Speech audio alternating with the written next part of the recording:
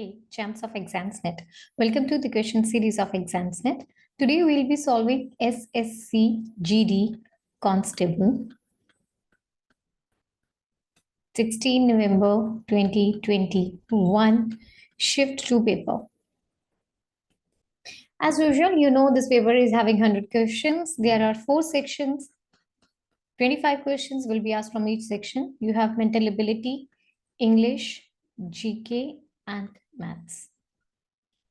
The sequence may vary in the paper, so get ready for this.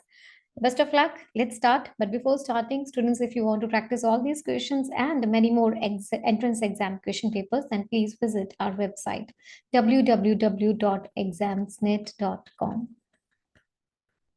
You can also download our app. The link is given in the description box. So let's start. Here's the first question. Mental ability question. Good luck. Study the option that is related to the third number in the same way as the second number is related to the first number. So there exists some relationship between these two numbers. The same relationship exists between these two numbers as well. You have to find it out. Correct. So if you get the logic, you'll be done. When you will study the question, you will find out the logic is that the first number square plus second number multiplied by 4. Oh, sorry, not the second number, it's the first number itself.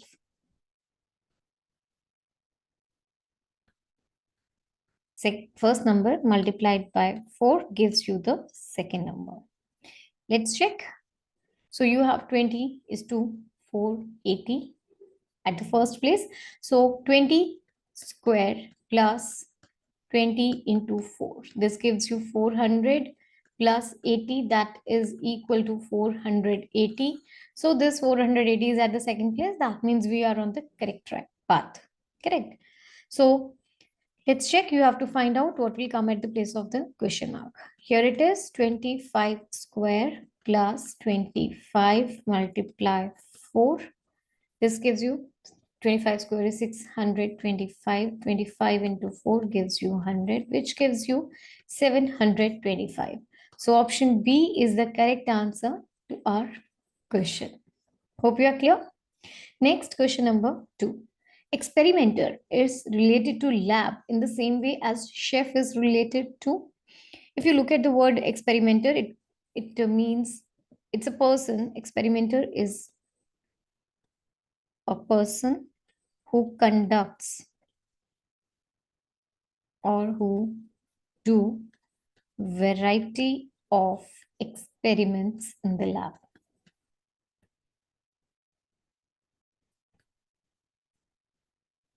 Similarly, if we look at chef, chef is a person who make variety of dishes in kitchen. So the correct option to be filled in over the blank is kitchen, and option D is the correct answer to our question. Right? Hope you're clear. Next is question number 3. 6 friends are sitting in a straight line. E is fourth to the right. E is between B and D. A is adjacent to B, D is adjacent to C, and D is between E and C. F is adjacent to C, who is sitting between F and D. So number of things are given to us in the question. Very first thing, there are 6 friends. So 6 sitting positions will be there. Let's make that. So here is friend 1, second position, third position, fourth, fifth, sixth, and seventh. So here is the rightmost, and here is the left one. Right? Now, if you look at the question, then picking up the very first thing, it is saying you E is fourth from the right. So where is E? This is right 1, 2, 3, 4. So where is E? Of course, sorry, I have made 7 friends. Let's make it again. So here is 1, here is 2, here is 3, here is 4, 5, and 6. This is the right one, and this is the left one. Now the first thing, E is fourth from the right. So this is number 1, number 2, number 3, number 4. So here is definitely E. Next thing, it says E is between B and D. Now there are two cases arising from here. First is that B would be here and a D would be here. This is the case one. And the case two says B and D will be in the opposite sides. So this. There are six friends, and we know this is the position of E. This is for sure. Now D may be here and B may be here. According to the second thing, E is between B and D. So B and D may have their positions like this. Right? Clear? Next thing it is saying D is between, I'll pick it up from here. D is between E and C. So according to this, now if it's saying D is between E and C, so here is E, so C may be here. First thing in the case one, if D is here, then C may be here. Second case, it's saying D is between E and C, so C may be here. These are the two cases now. I hope you are clear till here.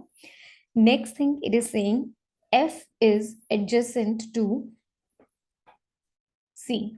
So see, this thing goes wrong because there is no position which is adjacent to C left. There was only one position which was occupied by D. That means F is adjacent to C. We are over here. This is the position of F. Done, right? So next thing we are left is, it is saying A is adjacent to B. So A is over here. So this is the correct sitting arrangement. So according to the question, what it is asking you, it was asking who is sitting between F and D. F and D, you have C. So option C, that is C is sitting between F and D, is the correct answer to our question. Hope you are clear. Let's move to the next. Question number 4. If A denotes addition, B denotes multiplication, C denotes subtraction, D denotes division, then what will be the value of this expression? Correct?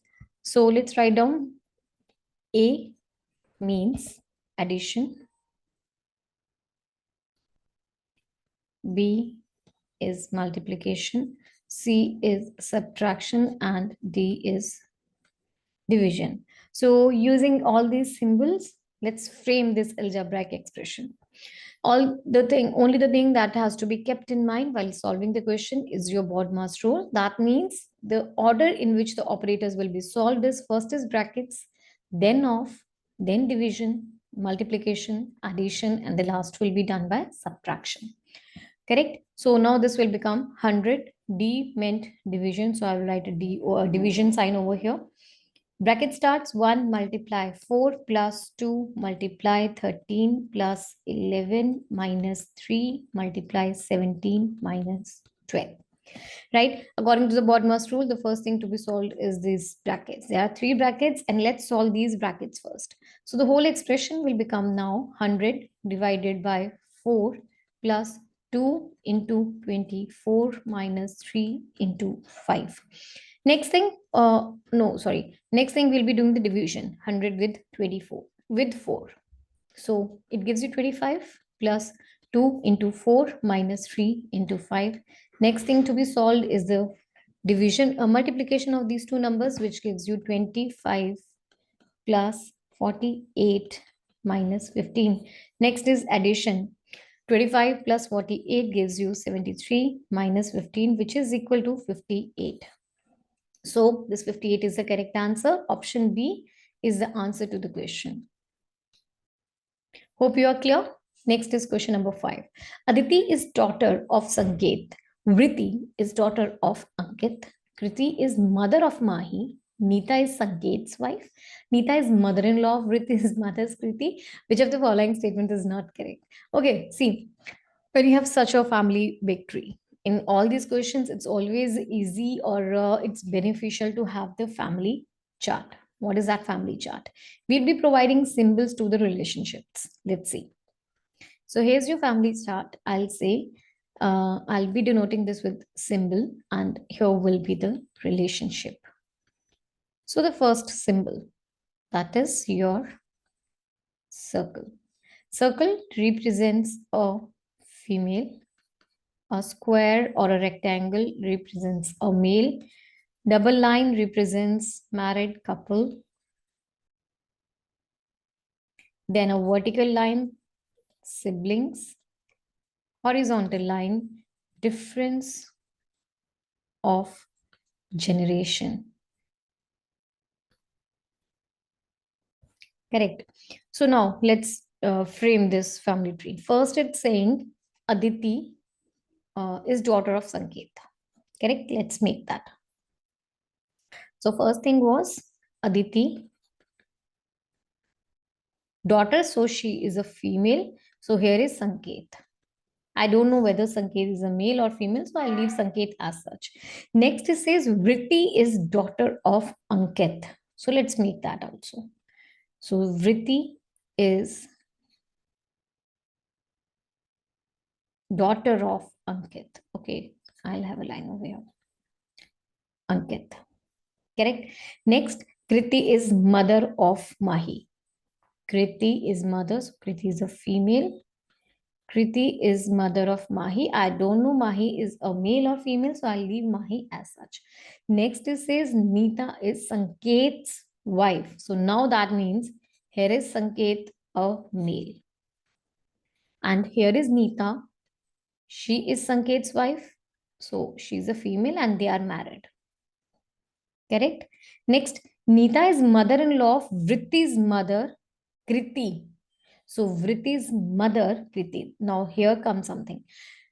Let's understand this thing clearly. Nita is mother-in-law of Vritti's mother, Kriti. So Nita and Kriti, they are having a mother-in-law and daughter-in-law relationship. Let's make now. So here is first of all Sanket. Sanket is married to Nita. Correct. And next it says that what was that? It was Nita is mother-in-law of Vritti's mother Kriti, right? So she's mother-in-law. That means they are having Aditi and Ankit here. Aditi and Ankit as their kids. Aditi is a girl, correct? Now Ankit is having Vritti as daughter. Here is Kriti. They are married. Why? Because Nita is mother-in-law of Kriti.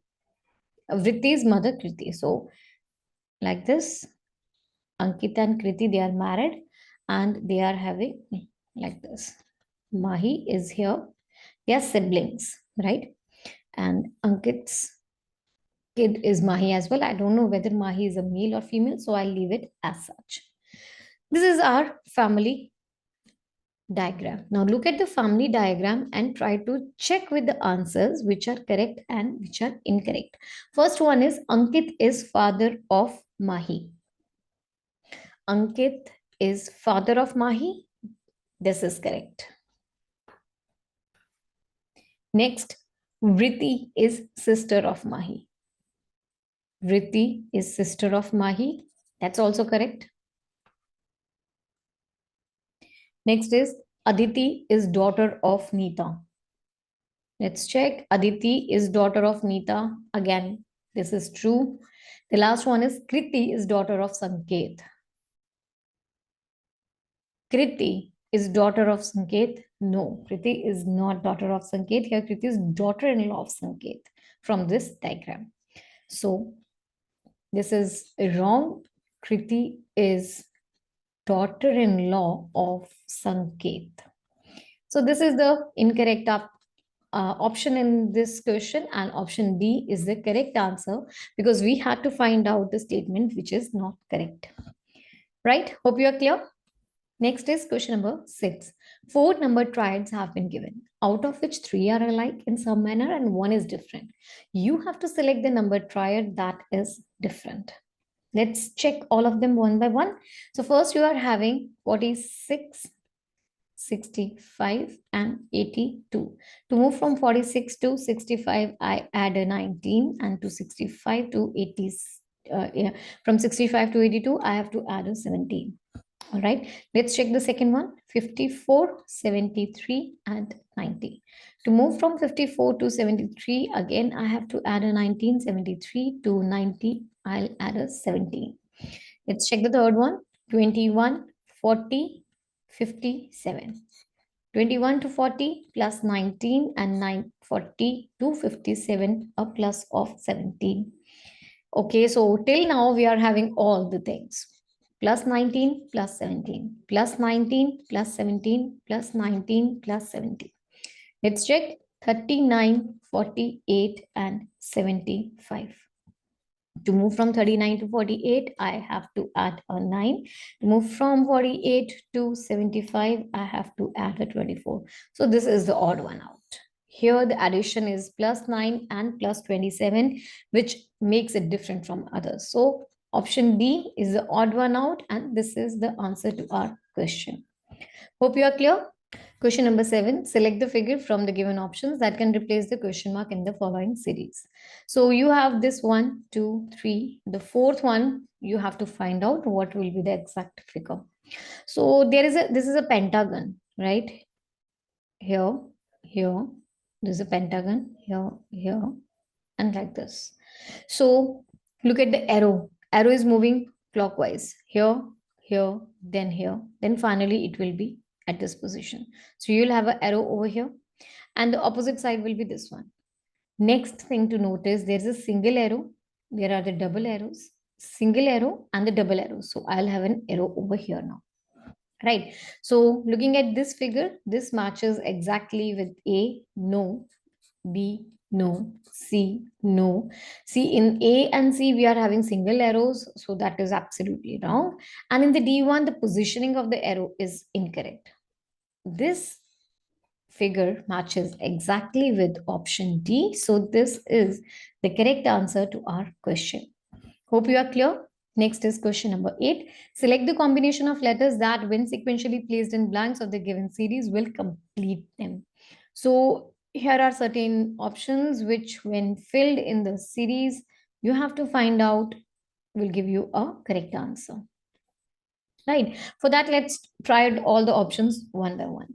So after you fill in this first option in the given series become A, B, C, B, A, A, A, B, A, C, A, B, B, B, C.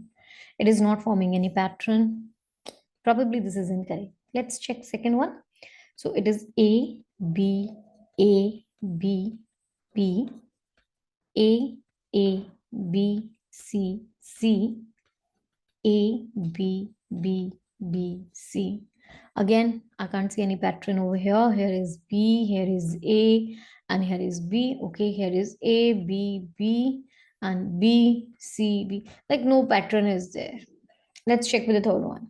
So it is A, A, B, B, C, A, A, B, B, C, A, A, B, B, C.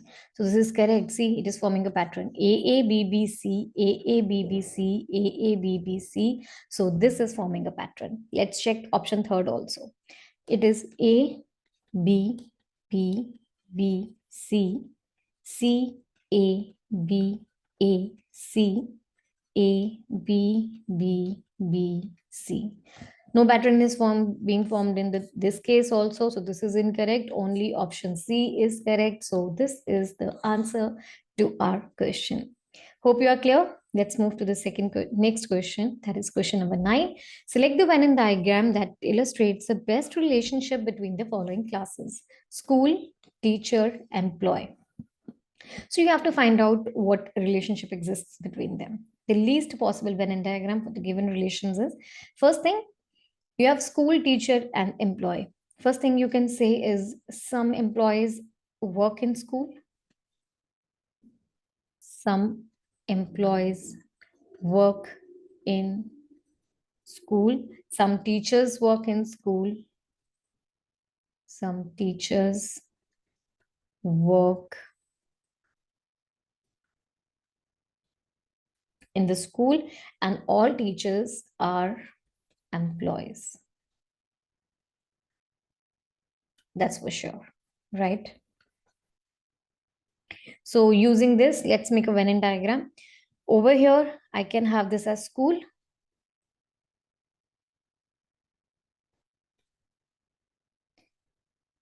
This class represents a school. Then I have some employees, like some employees are there in the school, and all teachers are employees, of course. So this one represents your teachers. Looking at this one, it matches exactly with option D. So this option D is the correct answer to our question. Hope you are clear. Next is question number 10. In a certain code language, mango is written as this, apple is written as this. How will the guava be written in that language? See, these type of questions, you need to know one alphabetical place value table. What is that table? Alphabetical place value table. It says there are certain alphabets and they are assigned some numbers. This table is of utmost important in the mental ability questions because not only this, in most of the exams, like in all the entrance exams, mental ability questions, 2 or 3 questions are sure to come that will use this table. So I recommend you keep this table, like once you encounter the question, such type of questions, keep this table with you and refer to, don't make it again and again, refer to the table whenever you want to. So let's make that table. I'll tell you once. A, B, C, D, E, F, G, H, I, J, K, L, M, N, O, P, Q, R, S, T, U, V, W, X, Y, and Z. Here is number 1, 2, 3, 4, 5, 6, 7, 8, 9, 10, 11, 12, 13, 14, 15, 16, 17, 18, 19, 20, 21, 22, 23, 24, 25, and 26. Correct. So using this, let's have the first one, that is mango. MANGO. Let's write down the positional values. M is at 13, A is at 1, N is at 14, G is at 7, and O is at 15. It has been mapped to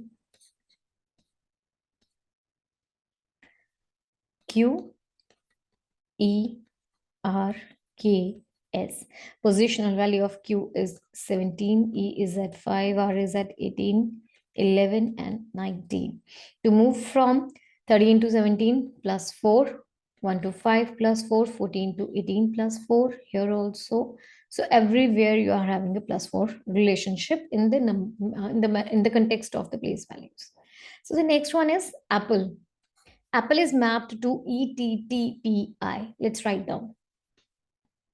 Here is apple, A, P, P, L, E. It has been mapped to E, T, it is ETTPI. Let's write the positional values. A is at 1, P is at 16, 16, 12, and E is at 5.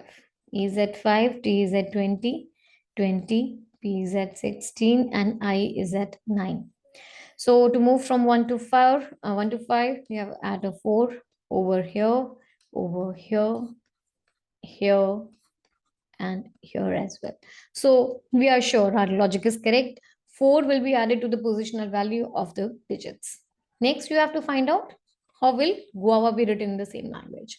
So let's write down guava. G-U-A-V-A. Let's write the position value. G is at 7, U is at 21, A is at 1, V is at 22, A is at 1. Let's add 7 with, let's add 4 to 7. Plus 4, plus 4, plus 4, and a plus 4. 7 plus 4 gives you 11. 7 plus 4 gives you 11. 11 is the position value of K. 21 plus 4, 25. It is the position value of Y. 1 plus 4 gives you 5, which is the position value of E. 26, Z, 5, E. So KYE, Z, E is the code for GABA. Let's check. KYEZE, that is option C, is the correct answer to our question. Hope you are clear with this. Let's move to the next question, number 11. Select the option that is related to the third term in the same way the second term is related to the first term. So these two terms, they are having certain relationship. The same relationship exists between these two terms as well, right? So again, you'll be using the same our alphabetical place value table, which we just discussed, right? So let's use that table and try to answer out the question. Let's write down zygote. Here is zygote. Positional value of Z is 26. Y is at 25, 7, 15, 20, and 5. So it has been changed. It has been shifted to xy top. Let's write down the position values. 26, 25, 20, 15, 7, and 5. You're noting something? This is the decreasing order of alphabets in dictionary. Correct? So that means the orders are the alphabets, they are arranged in the decreasing order of their place values. Let's make it for sequence now. So sequence, here is S, E, Q, U, E, N, C, E. The position value of S is 19, 5. This is 17. U is at 21, E is at 5, N is at 14. This is 3 and this is 5. So let's arrange this now in the decreasing order of their place values. So first comes 21, then comes 19, 17, 14, 5, 5, 3. 21 is the position value of U, 19 S, 17 is Q, 14 is N, E, E, C. So U, S, Q, N, E, E, C. This is the correct answer to the question. Option A is the answer to our question. Hope you are clear. Next is question number 12. If the diagonal of the square is increased by 4 centimeter, then its area increases by 56 centimeter square. Find the ratio of the new area of the square to the initial area of the square. Correct. So one thing you know, area of the square is given by the side square. Area of the square is equal to side square, right? Also, length of diagonal of the square, length of diagonal of square is equal to root 2 side. Right? So from these two equations, from the equation, this is like number 1 and this is number 2. From equation 2, from equation 2,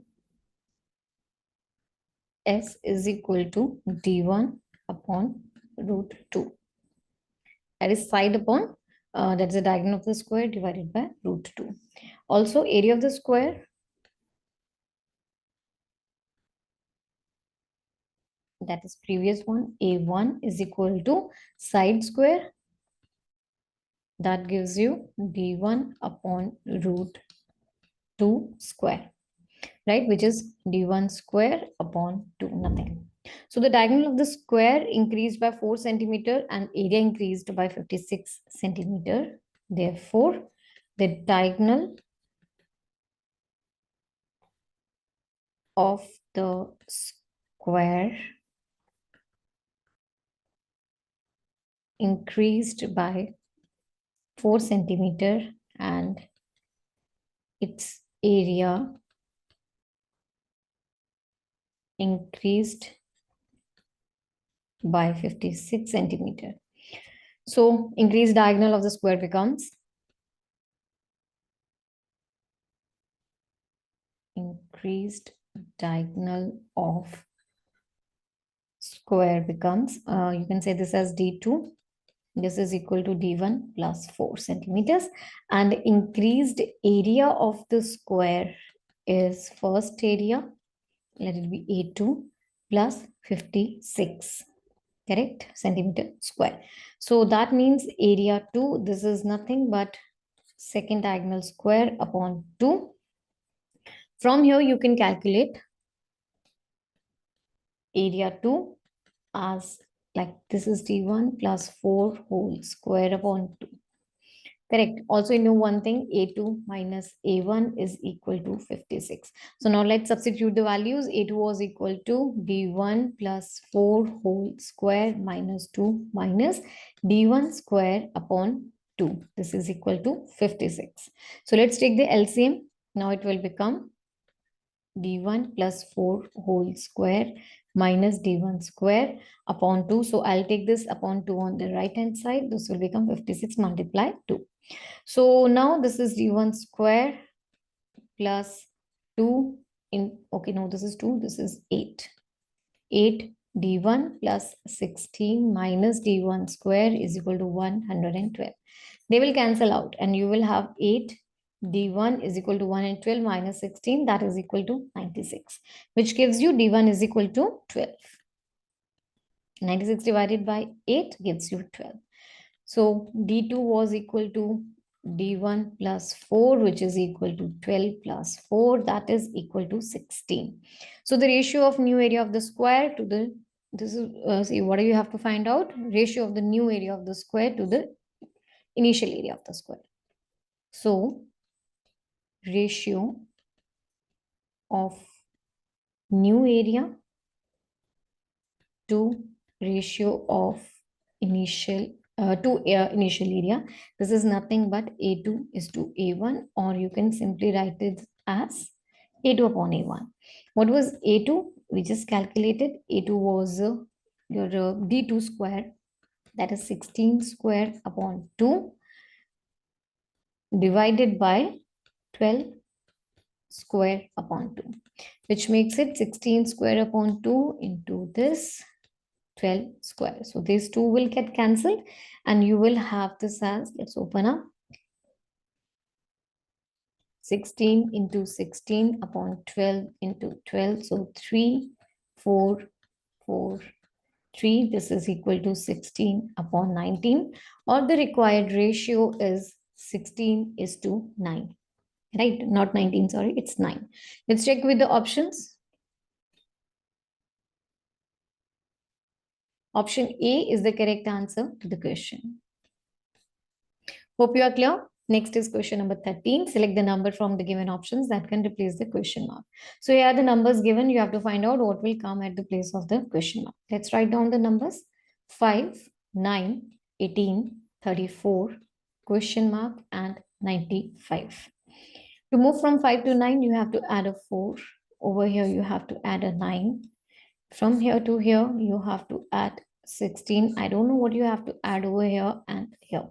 But you see one thing. This is nothing but 2 square. This is nothing but 3 square, 4 square. So probably what you're going to add over here is 5 square.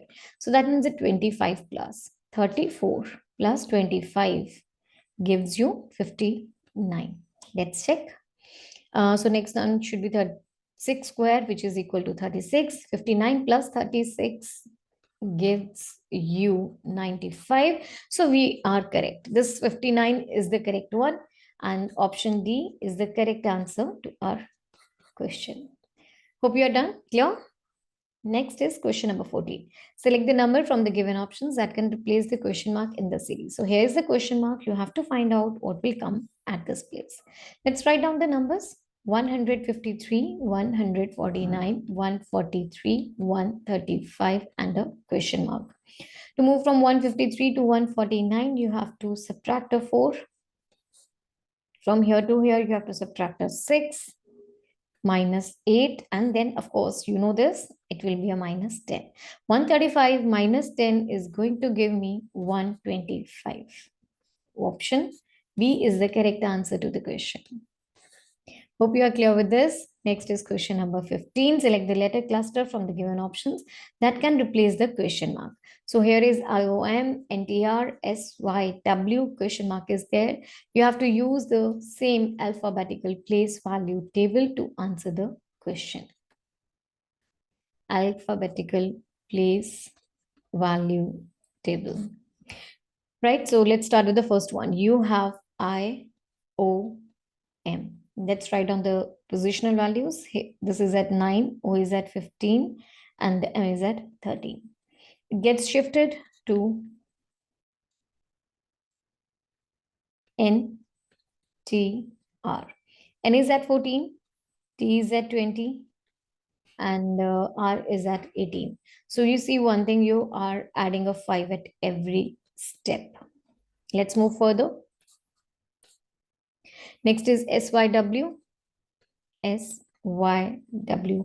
S is at 19, Y is at 25, and W is at 22. Again, plus 5, and a plus.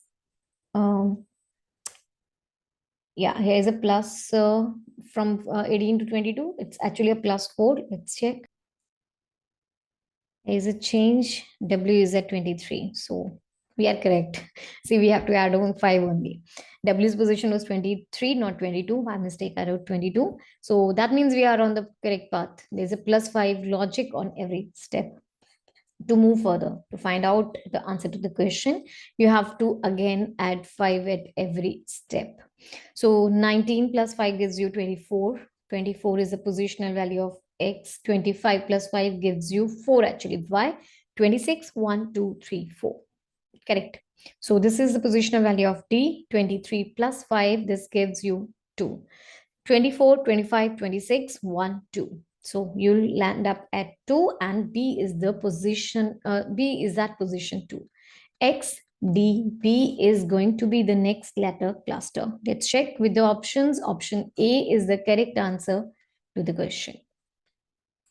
Hope you are clear. Next is question number 16.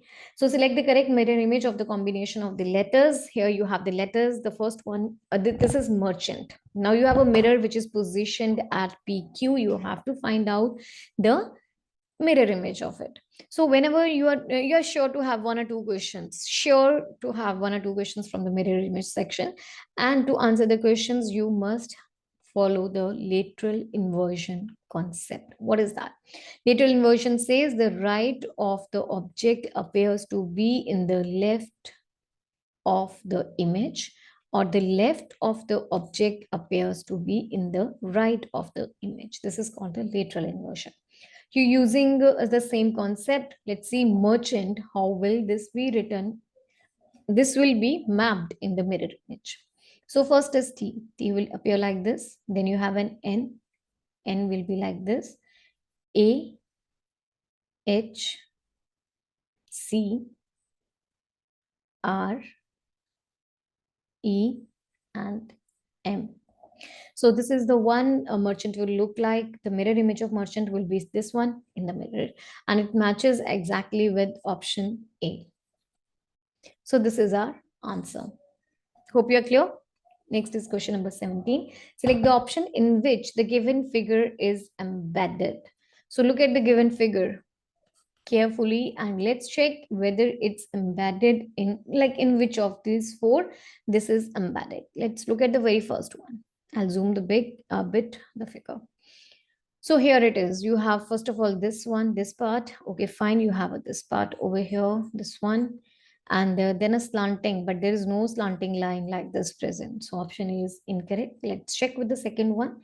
So in the second one, this portion, this line, yes, this is lying over here,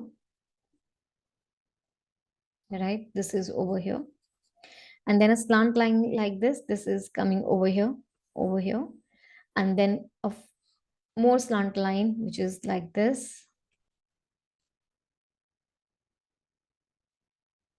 See, this is the portion that I have just highlighted, right? This is the one which is matching exactly with the figure, part of the figure that is given to us. So we got our answer. Let's check still with the other options. There is no such part. Such type of part is not contained in this figure, and even in this figure it is not contained. So option B is the correct answer to the question. Hope you are clear with this. Let's move to the next question, number 18 then. In a certain code language, game is written as this, card is written as this. How will the post be written in the same language? Again, we'll be using our favorite alphabetical place value table to answer the question.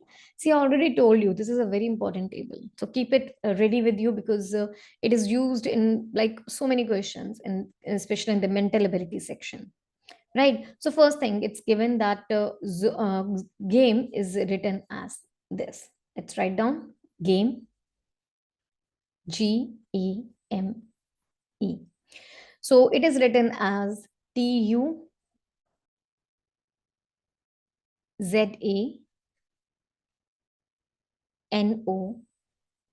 Okay, I'll write it again. Wait. Yeah. TUZANOVW.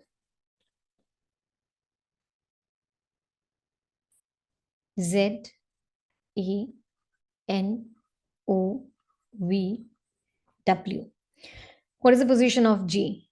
It is at 7, A is at 1, M is at 13, A is at 5. Then if you look at this one, G, the opposite letter to G, if you look at the place value table, let's make the place value table over here. A, B, C, D, E, E, F, G, H, I, J, K, L, M, N, O, P, Q, R, S, T, U, V, W, X, Y, and Z. 1, 2, 3, 4, 5, 6, 7, 8, 9, 10, 11, 12, 13, 14, 15, 16, 17, 18, 19, 20, 21, 22, 23, 24, 25, and 26. Okay, so notice one thing, G and T, they are at the opposite positions.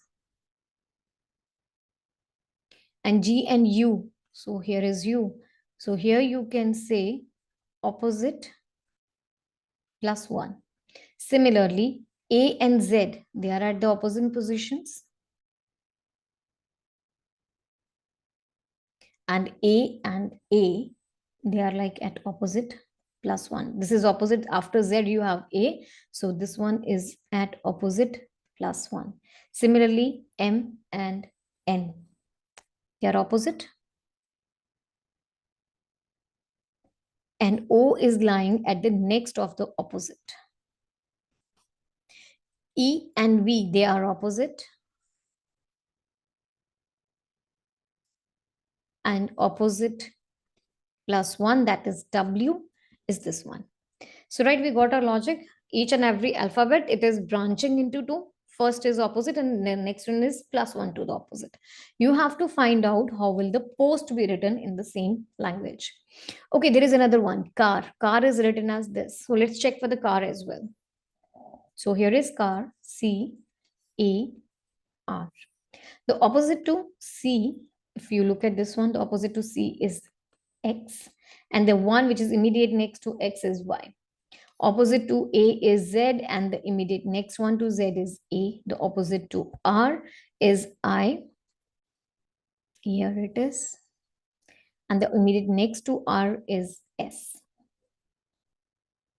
Oh, sorry, I is not R, it is I. The immediate next to I is J. Correct? So it is X, Y, Z, A, I, J. X, Y, Z, A, I, J. This is correct. So let's check with the post now. P, O, S, T. Using the same way, we will find out the code for post. P's opposite alphabet is K. The next alphabet to K is L. O's opposite alphabet is L. The next one to L is M. S opposite letter is H. The next one to H is I. T opposite letter is G, and the next one to G is H. So K, L, L, M, H, I, G, H. This is the correct answer. Let's check with the options. Option C is the correct answer to the question. Hope you are clear. Let's move to the next question, number 19. So here you are having a cube. It is said select the dice that can be formed by folding the given sheet along the lines.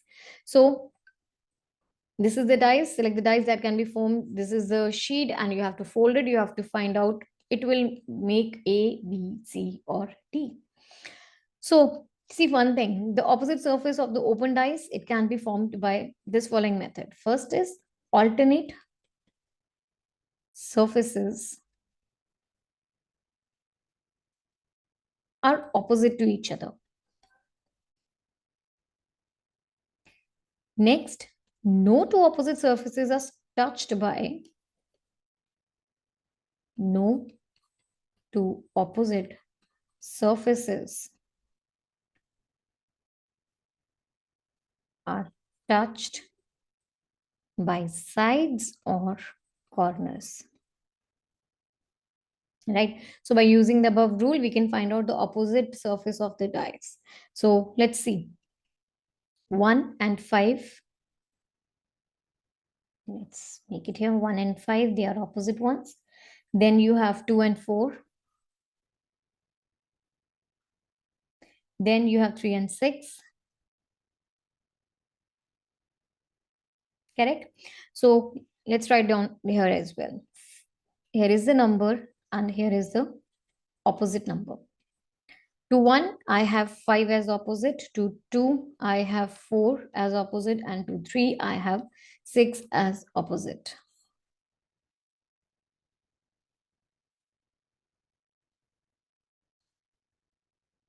Okay, right? So now two opposite faces, they are never seen together or adjacent to each other. So here are the four options, A, B, C, D. So let's check. Figure A and C, they cannot be two positions of the dice.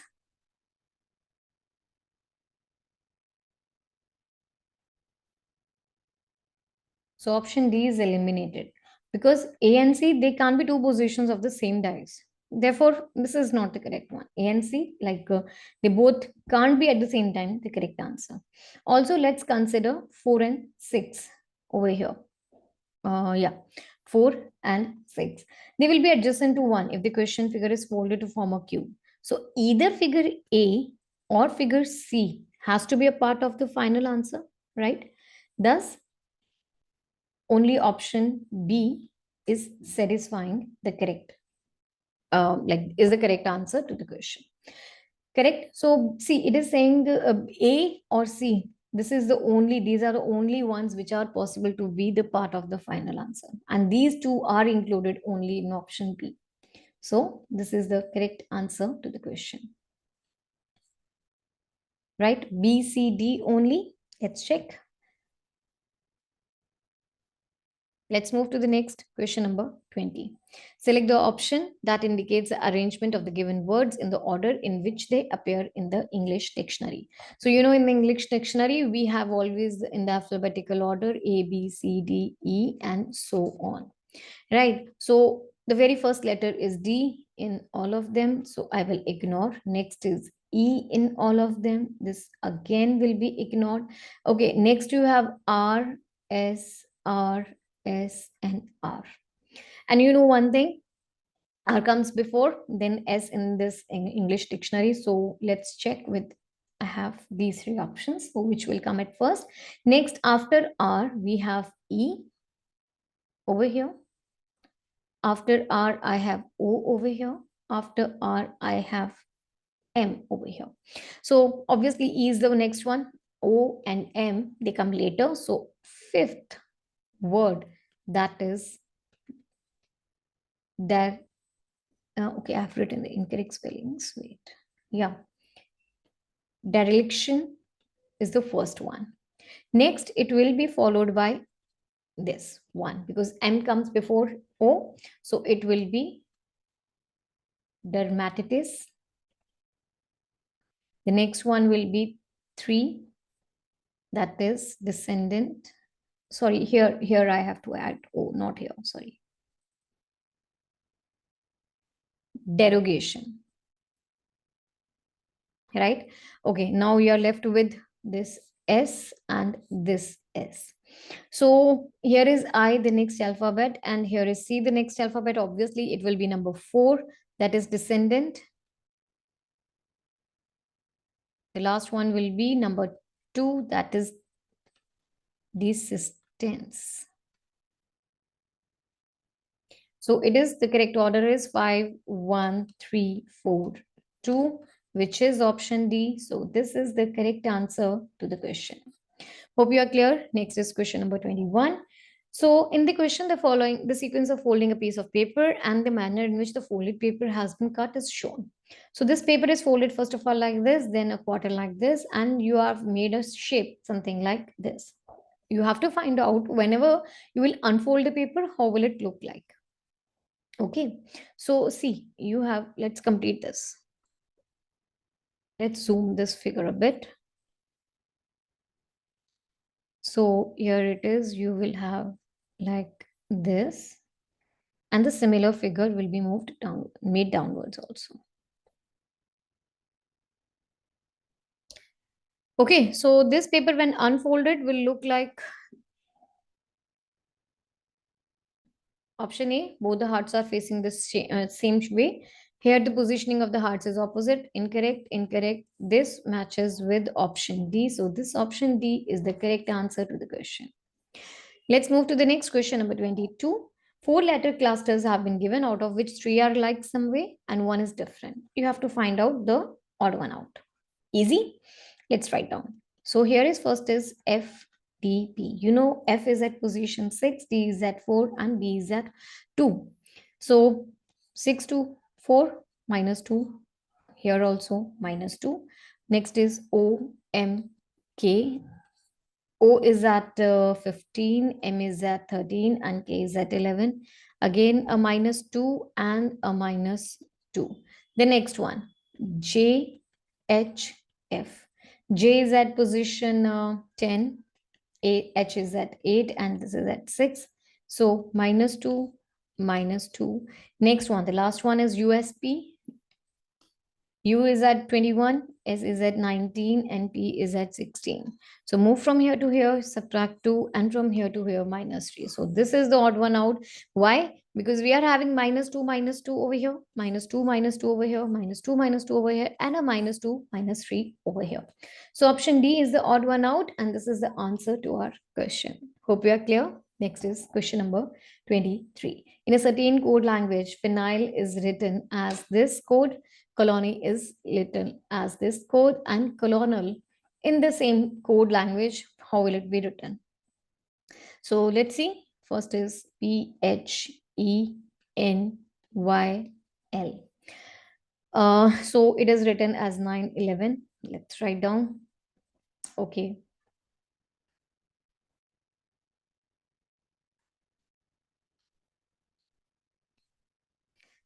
This is written as 9, 11, 17, 8, 5, and 13. The next one is colony.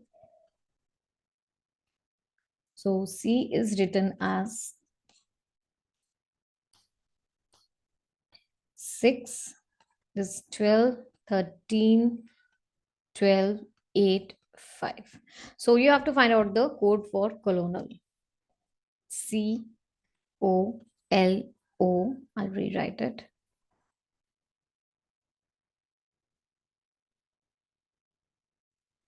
COLONEL.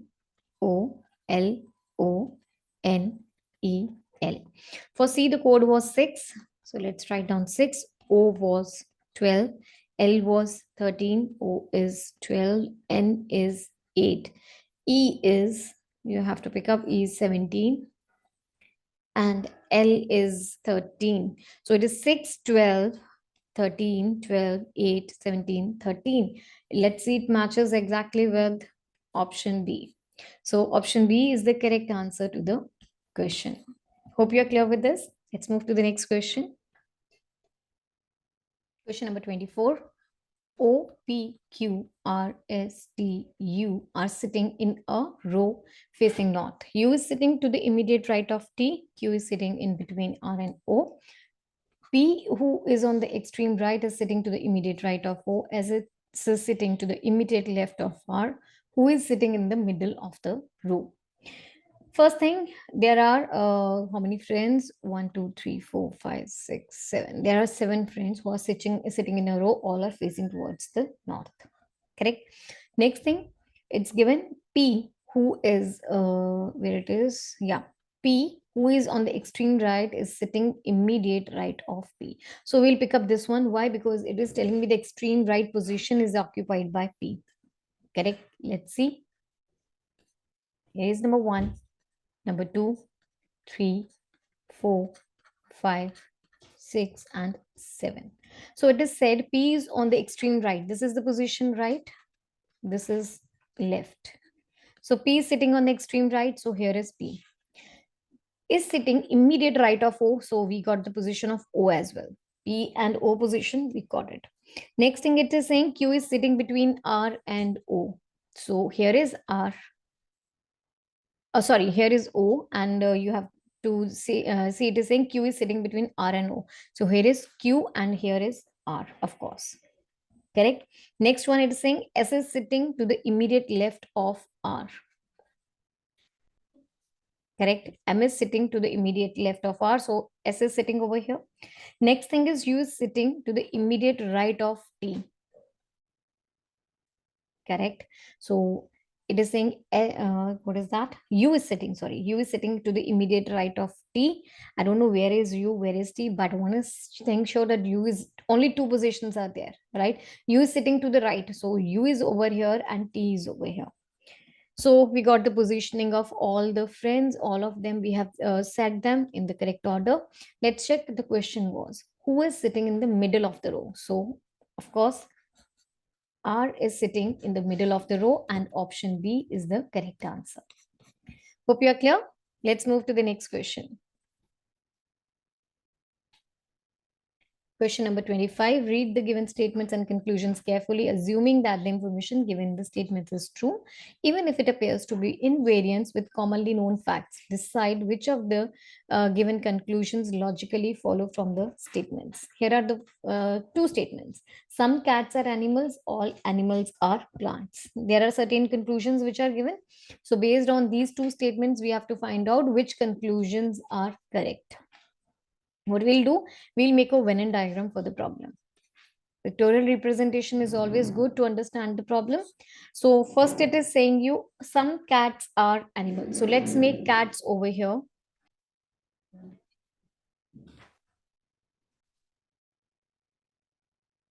And animals over here. Some cats are animals. We are done with that. All animals are plants. So let's make plants over here. Here are the plants.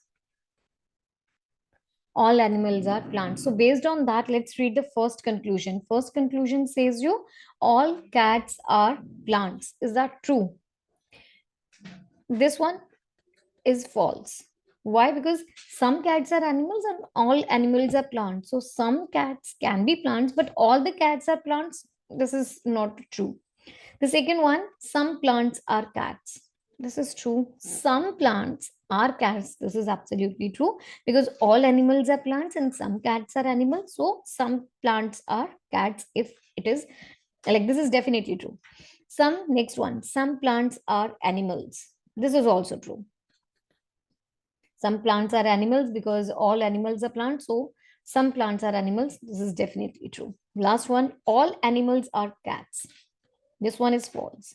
Why? Some cats are animals, so all animals are cat. This is like maybe true, may not be true, but not a sure thing. So based on that, you have only conclusions 2 and 3 which are true, which is option D. So this option D is the correct answer to the question. Hope you are clear with this. So with this question, we have come to an end of your mental ability questions. There were 25 questions from this section. Next, we'll be moving with this is 25 questions from mental ability. Next 25 questions are going be your GK questions. So, students, if you want to practice all these questions and many more entrance exam question papers, then please visit our website www.examsnet.com. There you can practice many more entrance exam question papers. Also, you can download our app. The link is given in the description box. So let's start with the first GK question. Dash was the residence of Mughal emperors of India nearly 200 years until 1857. Is it Jahangir Mahal, Red Fort, Agra Fort, or Pari Mahal? Well, the correct answer to the question is option B, Red Fort. Red Fort was the main residence of emperor in Mughal dynasty for nearly 200 years. Red Fort of Agra was founded by Akbar.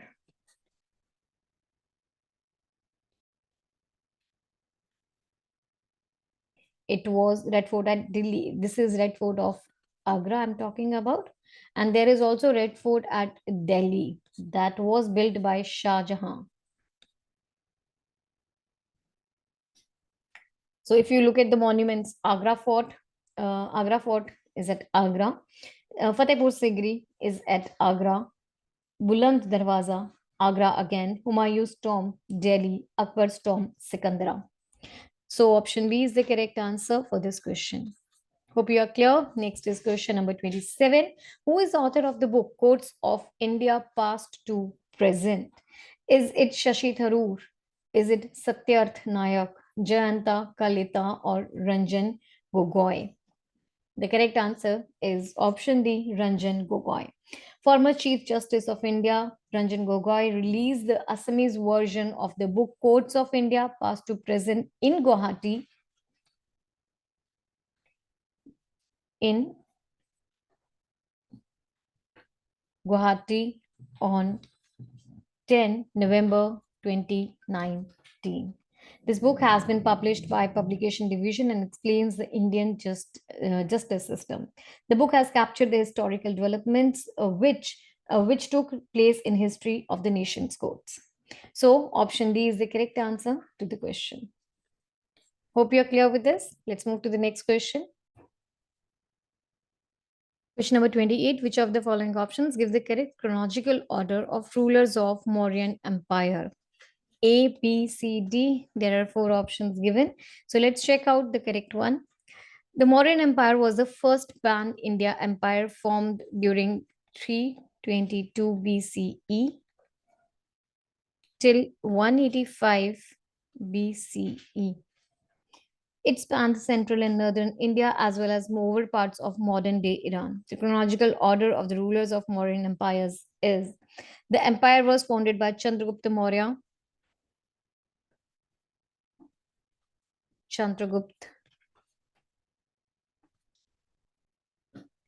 Maurya in 322 BCE. The second ruler was Bindusara, who ruled from 297 BC to 273 BC, followed by Ashoka, who was most popular ruler of the dynasty, who ruled from 268 to 232 BCE. Then followed by Brihadratha,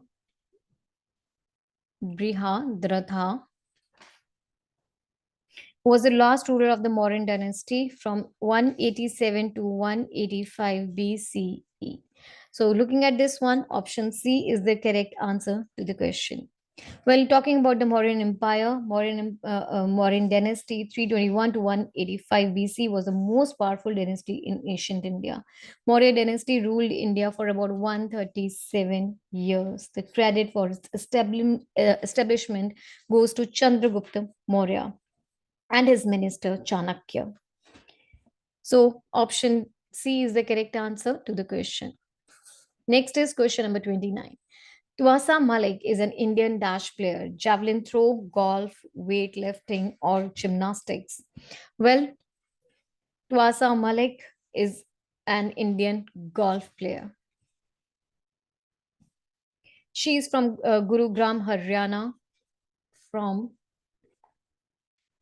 Gurugram, Haryana. She has won fourth leg of the Hero Women's Golf Tour. Gursimar Badwal is also an Indian golf player. So let's talk about, if I'm talking about the rest of the sports, javelin throw, it's Anurani. Weightlifting, number of them are there. Karnam, Maleshwari, Sekhum, Mirabai, Chanu. Then K.S. Chanu. Gymnastics, it's Deepa Karmakar.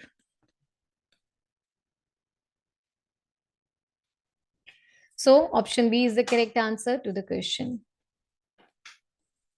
Hope you are clear. Let's move to the next question. Question number 30. Dash launched the Fit India mobile app at an event at Major Dhyan Chandra National Stadium, New Delhi in August 2021. Is it Anurang Singh Thakur, Nishit Praman K, Ravi Mittal, Usha Sharma? Well, the correct answer to the question is option A, Anurang Singh Thakur. The Ministry of Youth Affairs and Sports, MIAS, Ministry of Youth Affairs and Sports, Shri Anurag Thakur would launch the Fit India mobile application on 29 August 2021. The app would be available on both the Android and iOS platforms and would work even on basic smartphones. The Fit India movement was launched on 29 August 2021 with the vision of making India a fit and a healthy nation. So, this is the correct answer to the question. Let's talk about the rest also. Nishit Praman K is an Indian politician and a Indian politician and a Union Minister of State, Union Minister of State, Ministry of Home Affairs, Ministry of Home Affairs, Ministry of State, Ministry of Youth Affairs, and Sports from West Bengal. Shri Ravi Mittal took charge of Chairperson of Insolvency and Bankruptcy Board of India in New Delhi. Usha Sharma served as the Director General of Archaeological Survey of India from 2017 to 2020. So, the correct answer to our question is option A. Hope you are clear. Next is question number 31. La Liga title is associated with tennis, football, cricket, or sprinting. Well, La Liga trophy is associated with football. This trophy is it's associated with football. If I'm talking about the rest, there are many other names, but La Liga is associated with football only. So, hope you are clear. This is option B as the answer. Let's move to the next question. Question number 32. Which of the following country hosted 13th edition of the 2020 ICC Under-19 Cricket World Cup? England, South Africa, Australia, or India? Well, the correct answer is South Africa. The ICC Under-19 Cricket World Cup 2020 was held in South Africa. Bangladesh won the ICC. Bangladesh won the ICC Under-19 Cricket World Cup 2020. 2018 ICC Under-19 Cricket World Cup was held in New Zealand. India won 2018 ICC Under-19 Cricket World Cup. Australia was a runner-up of 2018 ICC Under-19. So option B is the correct answer to the question. Next, question number 33. Who was appointed as the State Election Commissioner of Jammu and Kashmir on October 30, 2020? Keval Kumar Sharma, V. Bhaskaran, Shatrunjay Kumar Singh, or Manoj Kumar? Well, the correct answer is option A, Keval Kumar Sharma. He was appointed as the State Election Commissioner of Jammu and Kashmir on October 30, 2020. She also she also was serving as advisor to Jammu and Kashmir Lieutenant Governor Manoj Sinha He was appointed as state election commissioner. Mr. Sharma, a 1983 batch IAS officer, was appointed as advisor to the LG in November 2019. He also served as chief secretary of Delhi and Goa. So option A is the correct answer to the question. Next is question number 34. Who among the following was appointed as first municipal commissioner of Bombay in 1865? William Hunter, Charles Atkinson, H. Fowler, or Arthur Crawford? Well, the correct answer is option D, Arthur Crawford. He was appointed as first municipal commissioner of Bombay in 1865. Arthur Travers Crawford was a British government employee. He was famous for as an able administrator as well as his allegedly underhand financial dealings. During the legal training of Arthur Crawford, he resolved to build the municipality of Bombay and even put forward his proposal. He passed the Municipal Corporation Act of 1872. Since then, he is also known as father of Mumbai Municipal Corporation. In 1873, he became the Municipal Commissioner of Bombay Municipal Corporation. He founded the Bombay Presidency Association in 1885. So option D is the correct answer to the question. Next is question number 35. Which of the following is biometric enabled digital service for pensioners launched by Government of India? Pradhan Mantri Jeevan Jyoti Bima Yojana, Pradhan Mantri Mudra Yojana, Pradhan Mantri Jan Dhan Yojana, or Jeevan Praman? Well, the correct answer to the question is Jeevan Praman. Jeevan Praman is a biometric enabled digital service for pensioners launched by Government of India. Jeevan Praman scheme provides the benefit of pension, provides the benefit of pension to employees of central government,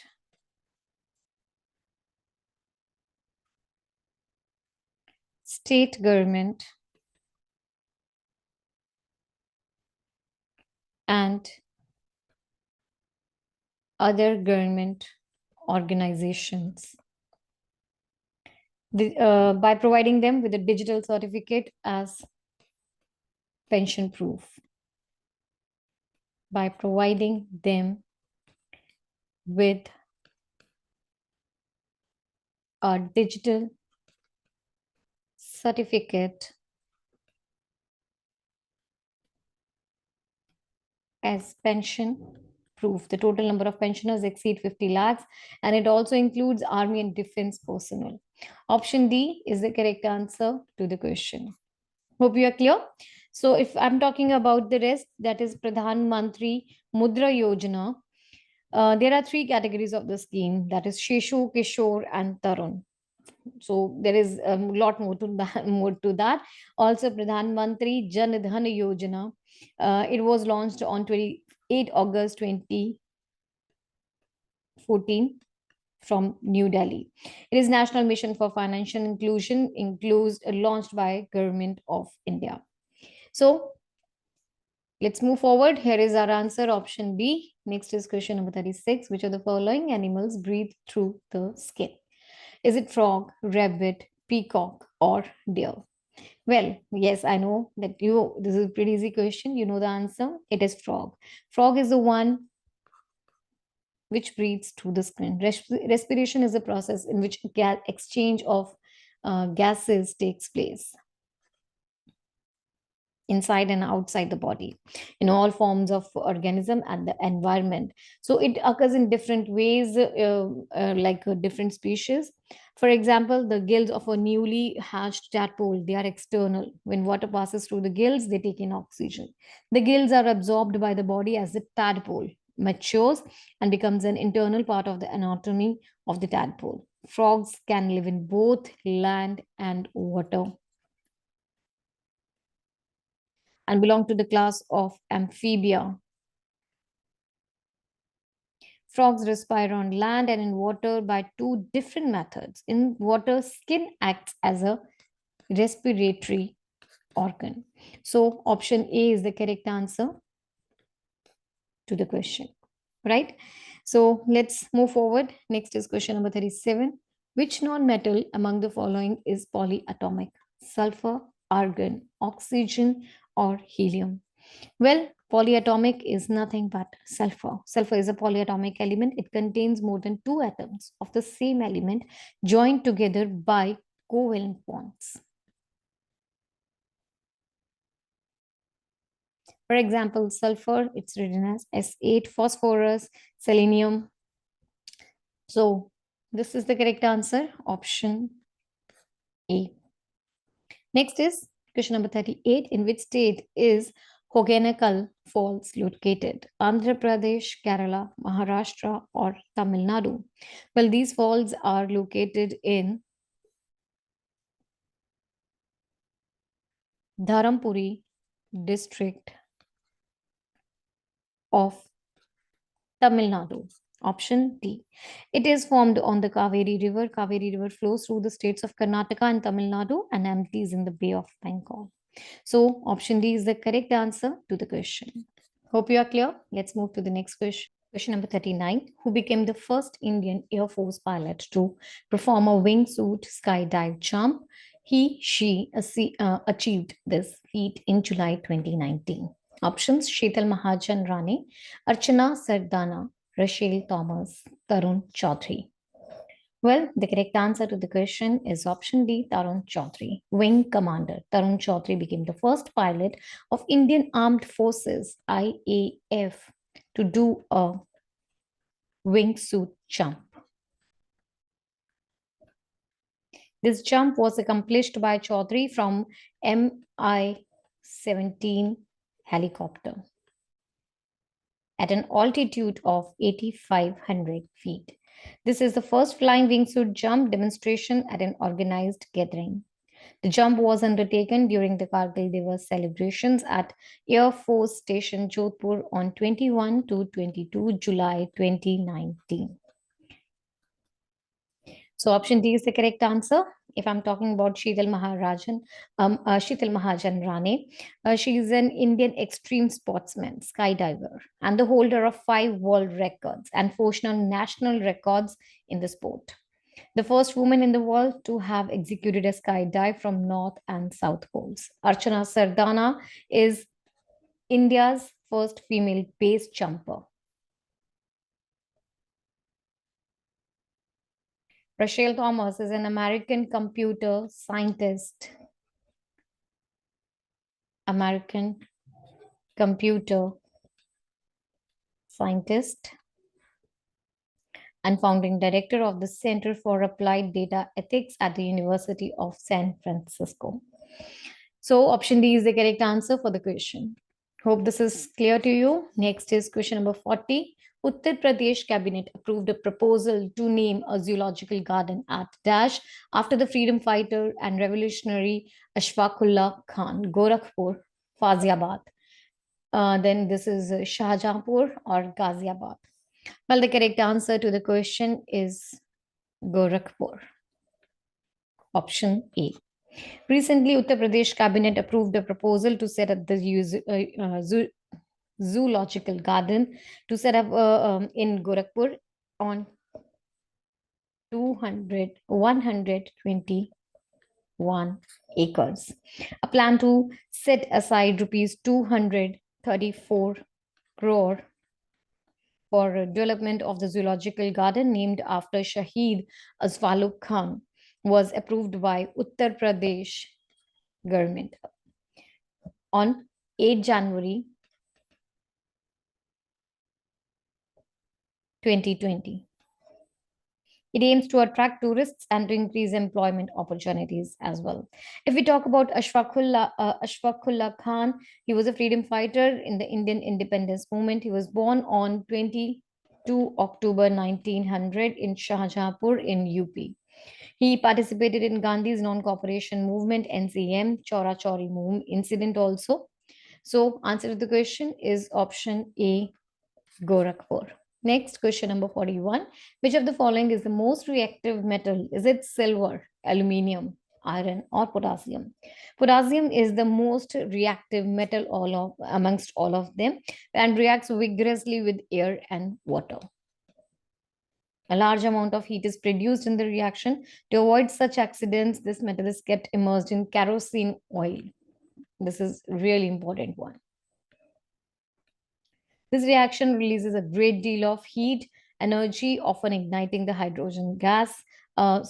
Potassium. Actually, forgot to tell you about this. Potassium undergoes a reaction with water, similar to that of sodium, because sodium and potassium, they are of the same category, and the products of the reaction are potassium hydroxide and hydrogen.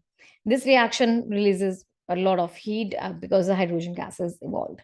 Others than that, sodium, that is Na, and lithium, that is Li, are also very reactive to air and water. So they are also kept, they are kept away from the air and water so that they might not react with them. So option D is the correct answer to the question. If we talk about silver, aluminium, and iron, silver is very less reactive than is aluminium and iron. But amongst all of them, potassium is the one which is most reactive. Next, question number 42. Which of the following states is the Boramidio temple located? Where each year in the last week of March, Boramidio Mahotsav celebrated? Is it West Bengal, Karnataka, Tamil Nadu, or Chhattisgarh? Well, the correct answer is Chhattisgarh. Boramidio temple is, or you can also, this is also known as Khajuraho of Chhattisgarh. Carved on the rocky stones in the Nagar style in ancient Hindu temple dedicated to Lord Shiva. It is situated on Kabir Dham district of Chhattisgarh.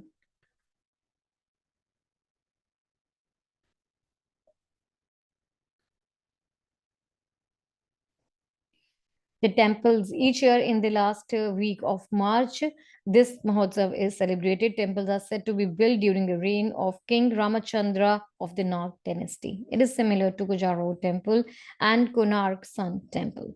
So, correct answer to the question is option D, Chhattisgarh.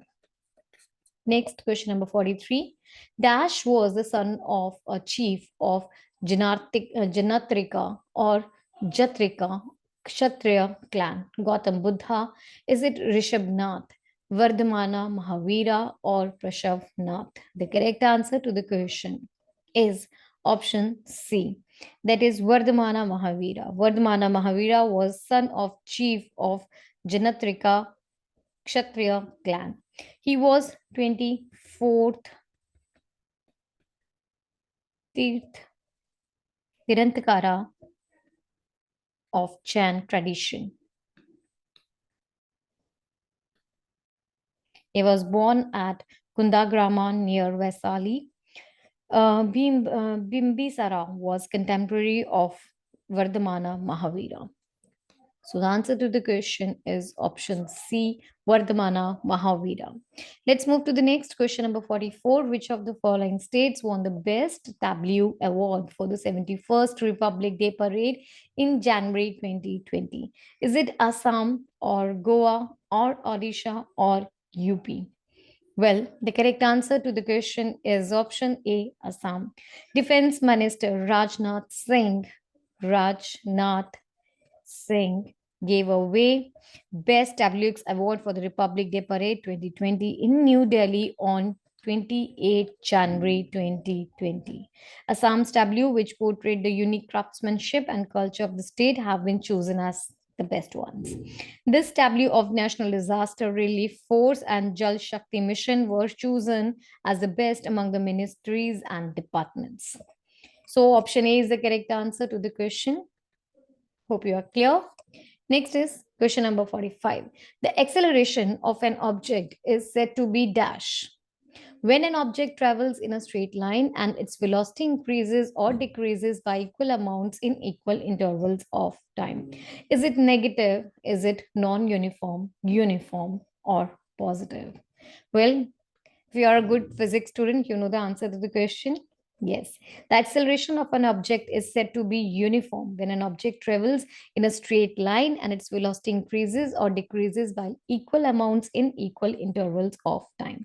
For uniform acceleration, the displacement time graph, um, if we are having a uniform acceleration, the displacement time graph is a parabola of the symmetric displacement axis. So, a body is said to have a uniform acceleration when it travels in a straight line with velocity increasing or decreasing by equal amounts. Option C is the correct answer to the question. Next question number 46. Which of the following statements about Mahanadi River is incorrect? It rises in the highlands of Chhattisgarh. It drains into the Arabian Sea. As part of its river basin lies in Maharashtra. It is about 860 kilometers long, which is incorrect from this. Well, if we talk about them, the only option which is incorrect is it drains into the Arabian Sea. Mahanadi river system is the third largest river system in peninsular India. It is about 860 kilometers long, the largest river in Odisha state.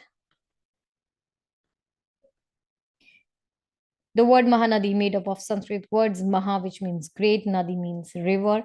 The river is bounded by central India hills on the north, by eastern Ghats on the southeast, and by the Maikala range on the west. The river originates in the northern foothills of Dandakanya, Raipur district of Chhattisgarh. It rises in the highlands of Chhattisgarh. So, only part which is incorrect is over here. Option B is the incorrect one. Question number 47. Government of India approved the Ayushman Bharat Pradhan Mantri Jan Arogya Yojana ABPM-Jai in the year 2018, 14, 19 or 15. Well, the correct answer to the question is 2018. Prime Minister Narendra Modi had launched Ayushman Bharat Pradhan Mantri Jan Arogya Yojana from Ranchi in Jharkhand in Jharkhand on 23rd September 2018. Over 2 crore people have availed treatment under this Yojana. The scheme, which is world's largest healthcare program, provides over a cover of rupees 5 lakh per family per year. It helps to reduce the hospital expenditure and mitigate financial risk. So, option A is the correct answer to the question. Hope you are clear. Next is question number 48. The money value of all financial or final goods and services produced within the country during a particular year is called per capita income, net domestic product, national income, or gross domestic product. Well, the money value of all final goods and services produced within the country during a particular year is called gross domestic product, that is GDP. The nominal gross domestic product is evaluated at current market prices. Real GDP, on other hand, is calculated by taking base year as a determinant. Real GDP adjusts for price changes due to inflation or deflation. The main difference between nominal and nominal GDP and real GDP is adjustment for inflation. So option D is the correct answer to the question. Hope you are clear. Question number 49. Which of the following is not a fundamental right after 44th Amendment Act 1978 of Indian Constitution? Is it right to property, right to equality, right against exploitation, or right to religion? Well, the correct answer is option A, right to property. The right to property was deleted from the list of fundamental rights by the 44th Amendment Act 1978. It is made a legal right under Article 300A in Part 12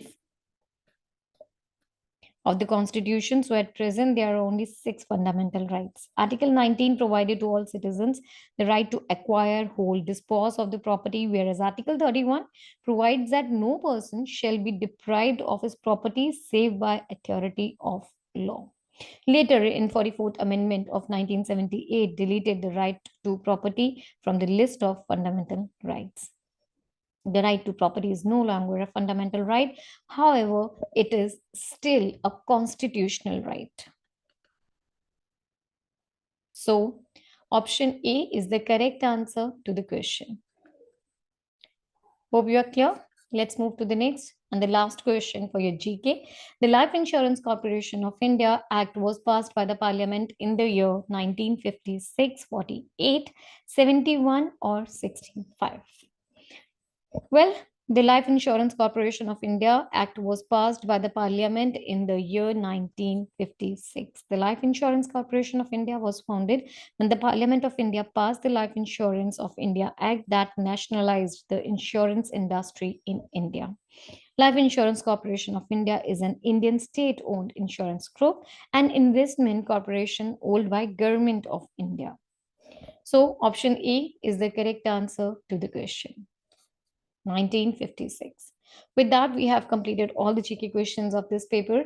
Hope you understood them well. And if you want to practice these and many more entrance exam question papers, please visit our website www.examsnet.com.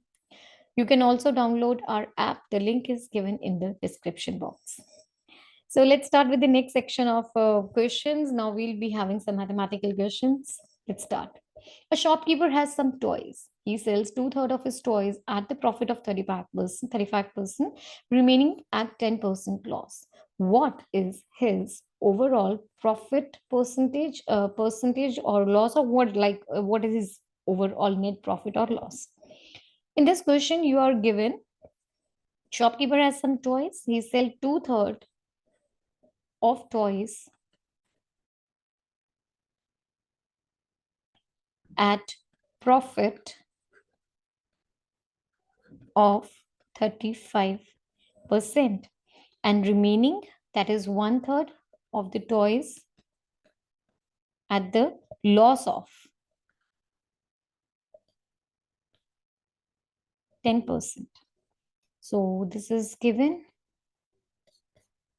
concepts or the formulas in the question is selling price is equal to cost price minus loss percent of cost price. Also, selling price is equal to cost price plus profit percent of cost price. Also, profit percent is equal to selling price minus cost price divided by cost price into 100%. So let's move with the solution now. Very first thing, let number of toys at the shop is equal to 3Q. So number of toys sold at 35% profit is 2 by 3 of 3Q, that is equal to 2Q. So the number of toys which are sold at 10% loss are 1 by 3 of 3Q, that is equal to Q. Over here, let's say let cost price of each toy is equal to P. So cost price of 3 toys, because there were a total of 3Q toys. So the cost price of 3Q toys, it will be 3PQ. Now let's consider two scenarios. First this one and the second this one. So in the first one, selling price, cost price of 2Q, that is, see, this is 2Q toys, right? So the cost price of 2Q toys is 2Q into P, or this is equal to 2PQ. Profit percent was 35 Therefore, the selling price would be equal to cost price, which is 2PQ plus 35% of 2PQ. Correct. Let's take 2Q common. So 2Q here will be P plus 35% of P. This can be written as 0.35P. This will give you 2PQ into 1.35, which on solving will give you 2.7PQ. This is the selling price of 2Q toys, right? So let's take another one, which were the Q toys. Cost price of Q toys will be equal to Q into P, that is equal to PQ.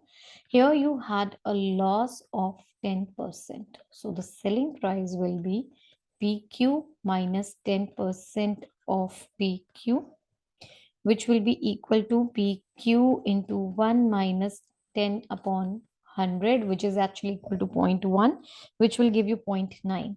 So PQ into 0.9 or simply 0.9 PQ. So this is the selling price of 2Q toys. This is the selling price of Q toys. Now you have to calculate overall profit or loss. So for overall profit or loss, total cost price that was equal to 3PQ, right? And total selling price will be equal to 2.7PQ plus 0.9 PQ, which gives you 3.6 PQ. So here we are having a profit of 3.6 PQ minus 3 PQ, which is equal to 0.6 PQ. You have to calculate the profit percent. So let's calculate the profit percent. It is given by 0.6 PQ divided by 3 PQ multiply 100, correct? And PQ will get cancelled. So you will have this as 6 upon 10 into 3 into 100. This will cancel and you have 20% as your net profit. So let's check with the options. Option B is the correct answer to the question. Hope you are clear with this. Then let's move to the next question, number 52.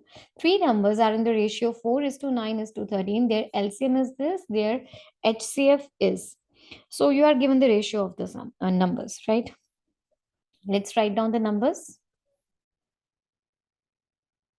The first thing is three numbers are in the ratio 4:9:13 and their LCM is 2340. There is a concept, please understand this thing carefully. What do you mean by LCM? LCM is the smallest common multiple or the least common multiple of the numbers, of given numbers. Correct? Similarly, what is HCF? It is the highest common factor of the given numbers.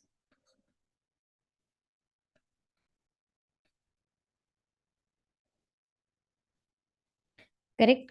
So this is like concept. Let's move with the solution. Very first thing, let highest common factor, that is the factor which is the highest among all the three, highest common factor of numbers is H. So the three numbers will be, now first number will be 4H, second one will be 9H, and third one will be 13H. Correct? Now, according to the question, LCM of the three numbers, that is 4H, 9H, and 13H, is equal to 32340. That is the lowest common multiple. That means if I multiply them, 4 multiply 9 multiply 13 multiply by H, this is the lowest common multiple of the numbers. H is the common factor among all the numbers. Correct. This is equal to 2340, which gives you 468 multiply H is equal to 2340 or H is equal to 2340 divided by 468. That is equal to 5. So you got your HCF, that is the highest common factor, as 5. Option D is the correct answer to the question. Hope you are clear. Next is question number 53. If the compound interest on a certain sum of money for 2 years is 9% per annum, is 3762, then the sum is. So this problem involves compound interest, right? First thing in the question is given compound interest. Second thing,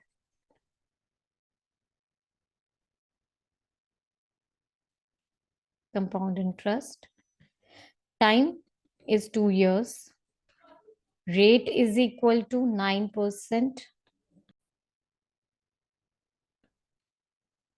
Then on a certain compound interest on a certain sum of money, compound interest is this much. So this 3762 is nothing but the compound interest. 3762 rupees. Right. So in case of, first of all, we are having the compound interest. Let's discuss the formula concept. Compound interest is given by principal 1 plus rate upon 100 raised to the power time minus principal. Right. So according to this, let's go with the solution. Now we have everything with us. So here's the solution. Compound interest is equal to, compound interest was 3762. Principal I have to find out. 1 plus rate, which is 9 upon 100 raised to power 2 minus principal. I'll take the principal common from here. So it will be 1 plus, this will be equal to 1.09 square minus 1. Correct? Which on solving will give you. So this can be written as a square plus a square minus b square. I hope you remember this identity. So it can be written as a plus b into a minus b. So this is equal to, like, a plus b will give you 2.09 multiply a minus b, which is equal to 0.09. Right? So this is 3762 over here, 3762. Now you have principal as 3762 whole divided by 2.09 multiplied by 0.09, which will be 3762 multiply 100 multiply 100 whole divided by 209 multiply 9. So on solving the whole sum, you will get the principal as nothing but 20,000. Let's check with the options. So option A is the correct answer to the question. Hope you are clear. Next, question number 54. A sum fetched a simple interest of 3040 at the rate of 8% per annum in 5 years. What is the sum? So here are 4 options given to us. Let's start solving the sum. First thing is a sum fetched simple interest. So we have simple interest as rupees 3040. Correct? Rate is 8%. Time 5 years. Principal is something I have to find out. So it's simple as that. No problem. You know the formula. These things are given to us. You know the formula for simple interest. It is simple interest is equal to principal into rate upon to time upon 100. Simple interest is 3040. So this is equal to principal. I have to find out. Rate is 8. Time is 5 years upon 100. So let's do the calculations now. Here you will have 3040 multiply 100 upon 8 into 5. This will give you the principal amount. On solving this, you have rupees 7600 as the principal amount. So the correct answer is option B. Hope you're clear with this. Question number 55. A can do 2 by 5 of work in 6 days. B can do 30% of the same work in 3 days. They worked together for 4 days. The remaining work was completed by C alone in 6 days. B and C worked together can complete 70% of the original work in how many days? So first thing it is given, A can do 2 by 5 of work in 6 days. Using this way, like he can do one work in 6 multiply 5 divided by 2, that is equal to 15 days. Let's go to B. Now, B can do 30% of the work in 3 days. On that note, 100% of work will take, like B will take 3 into 100 upon 30, that is equal to 10 days. So that means if A works alone, he will take 15 days to complete the work. If B works alone, he will take 10 days alone to complete the work. So LCM of 15 and 10 is equal to 30. So there are 30 units. This means 30 units of total work is there. Okay. Hope you are clear till here. Right. So according to that, let's discuss about the efficiency. Efficiency of A, that is equal to total units of work divided by the time taken, that is 2. Similarly, efficiency of B, which is equal to 30 upon 10, that is equal to 3. This is efficiency of A and B. Now, A and B, they worked together for 4 days. It's given they worked together for 4 days. Let's see how much work did they complete in 4 days. 1 day work of A and B. This is equal to 5 units. Similarly, if they work for 4 days, so 4 days work will be equal to 20 units. Hope you are clear till here. Right? Now, how much work is remaining? Out of 30 units,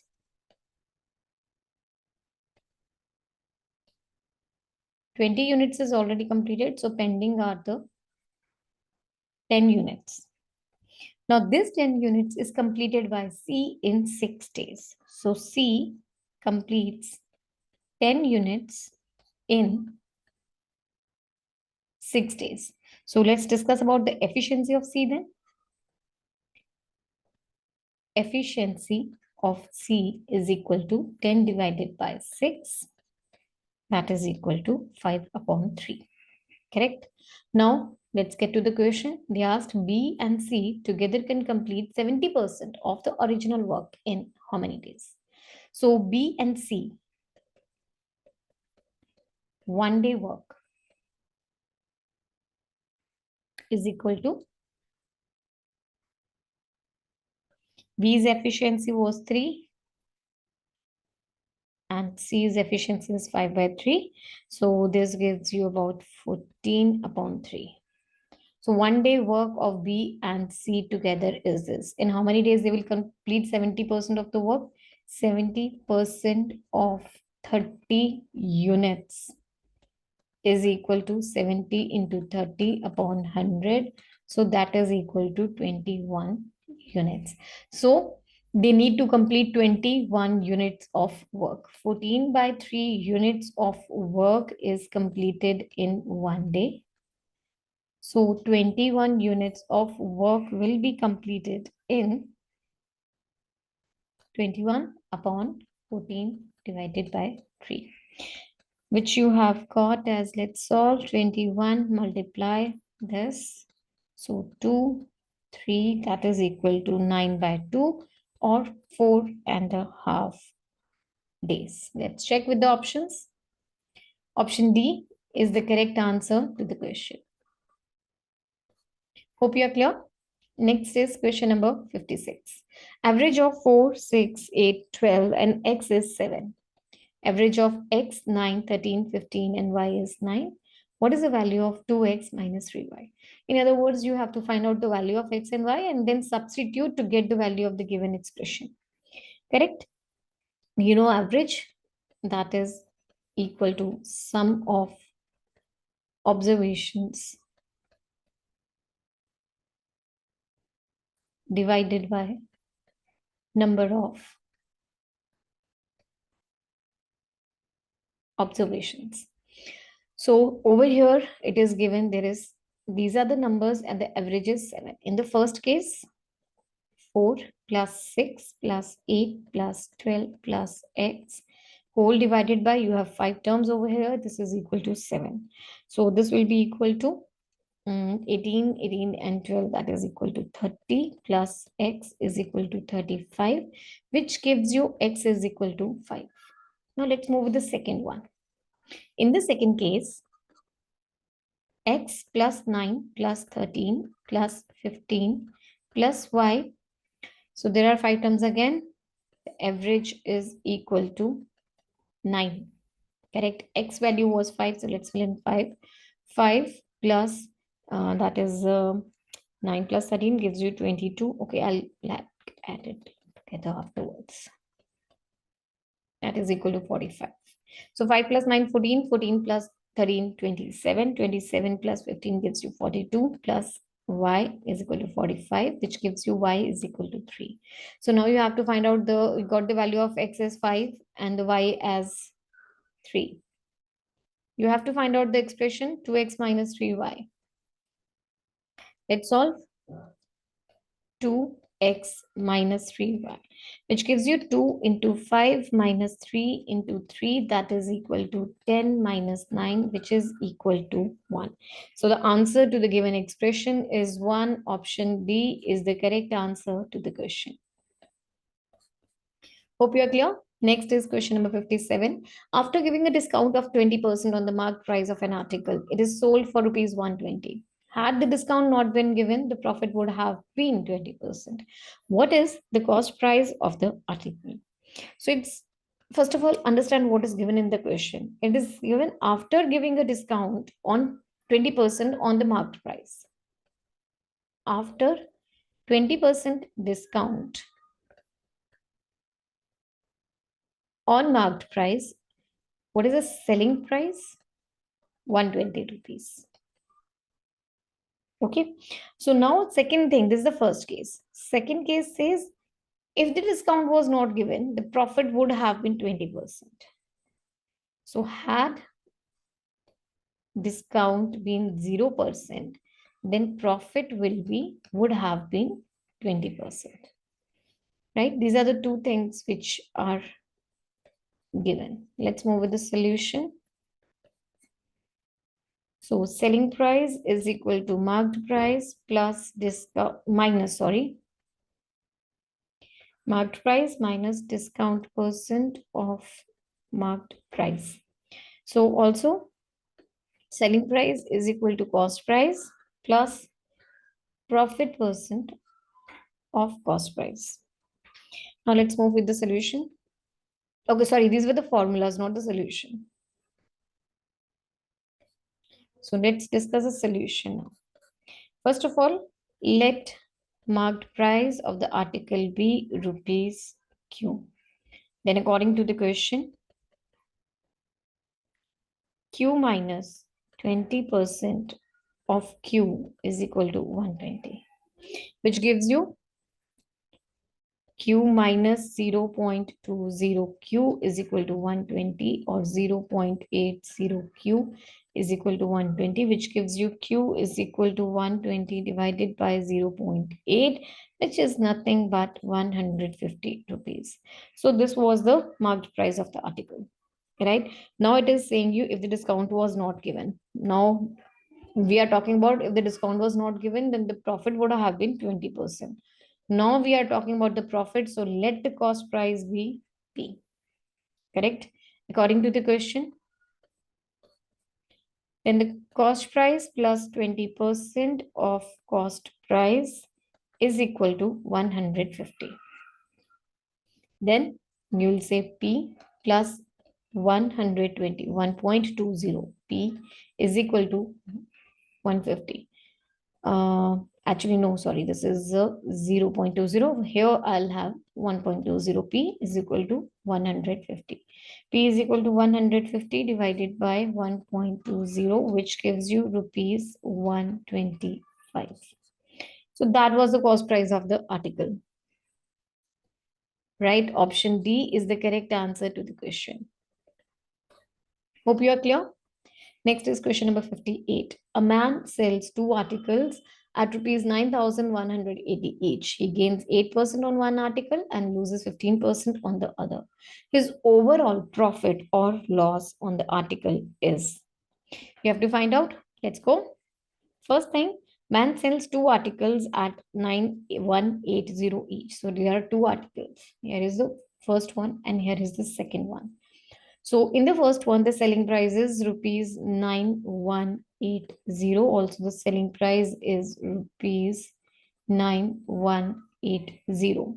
He gains 8% on one article and loses 15% on another. So here, profit percentage is 8% and loss percentage is 15% in both the cases, right? This is it.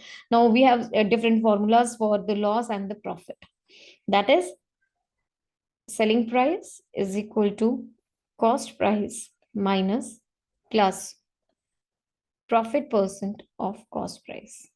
And in case of loss, selling price is equal to cost price minus loss percent of cost price. Correct? Let's fill in the values now. So we have to find out the price, cost price. This is selling price is 9,180. Cost price plus 8% of cost price. So I'll take the cost price common from here. This will be 1 plus 8 upon 100, which will give you 9,180. 9,180 is equal to cost price into 108 divided by 100. So 9,180 multiplied by 100 divided by 108 gives you the cost price, which is equal to, on solving, will give you cost price will be equal to 8,500. Correct? Now let's move to the second scenario. Here we are having a loss of 15%. So 9,180 is equal to cost price. I have to find out 1 minus loss percent, which is 15 upon 100. So 9,180 is equal to cost price into 85 upon 100. 9,180 into 100 upon 85 is equal to cost price in the second case, right? So I'll give it like CP1 and CP2 so that you can differentiate. So here is CP2. Okay. So now in this case, the cost price would be, CP2 would be rupees 10,800. Correct.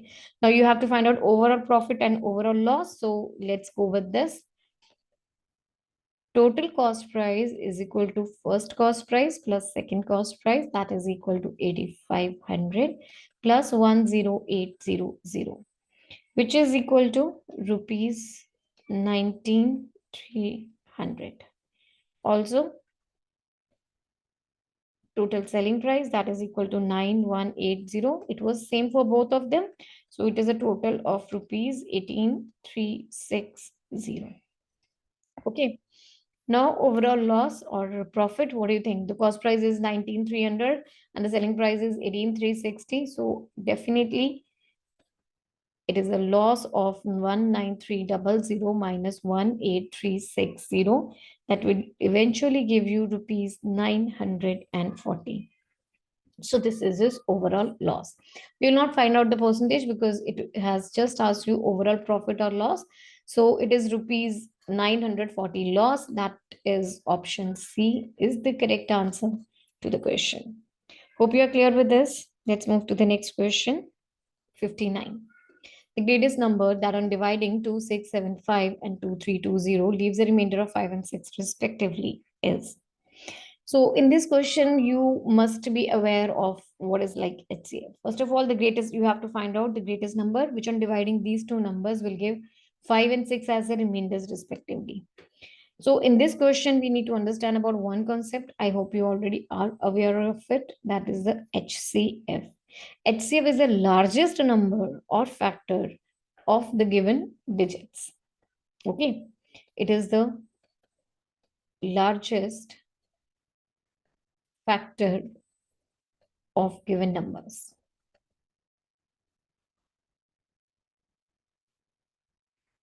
Correct? So let's go with the solution. Easy one.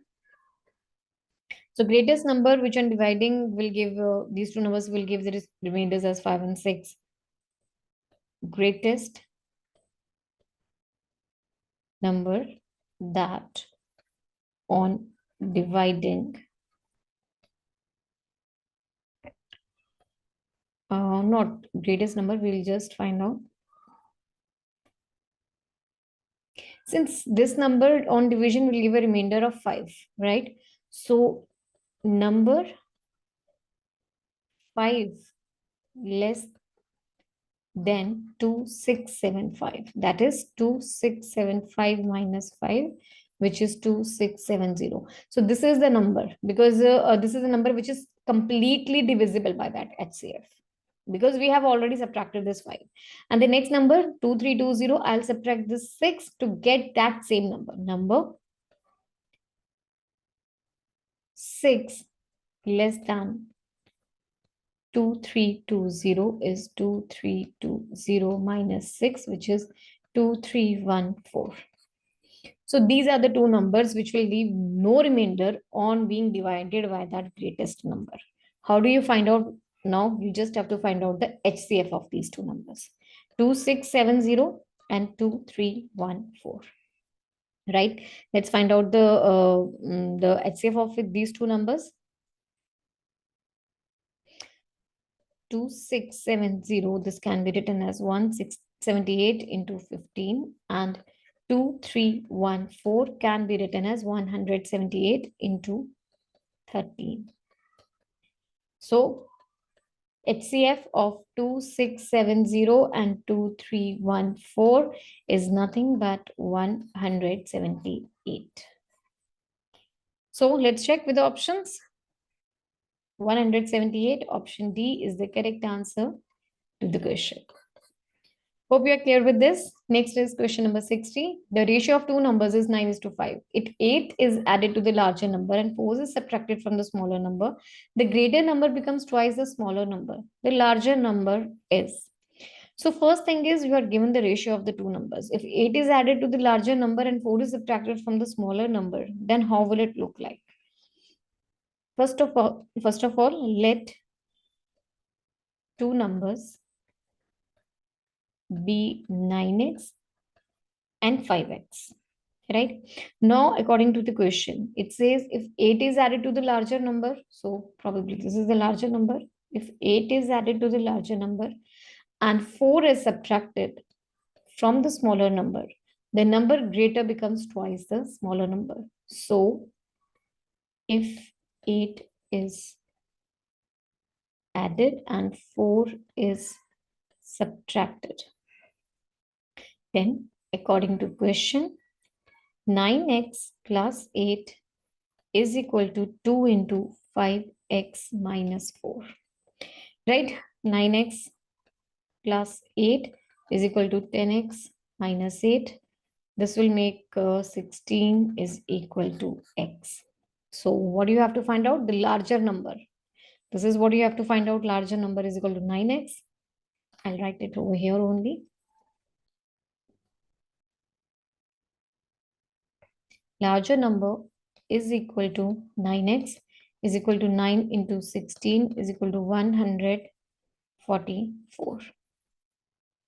So option C is the correct answer to the question. Hope you are clear.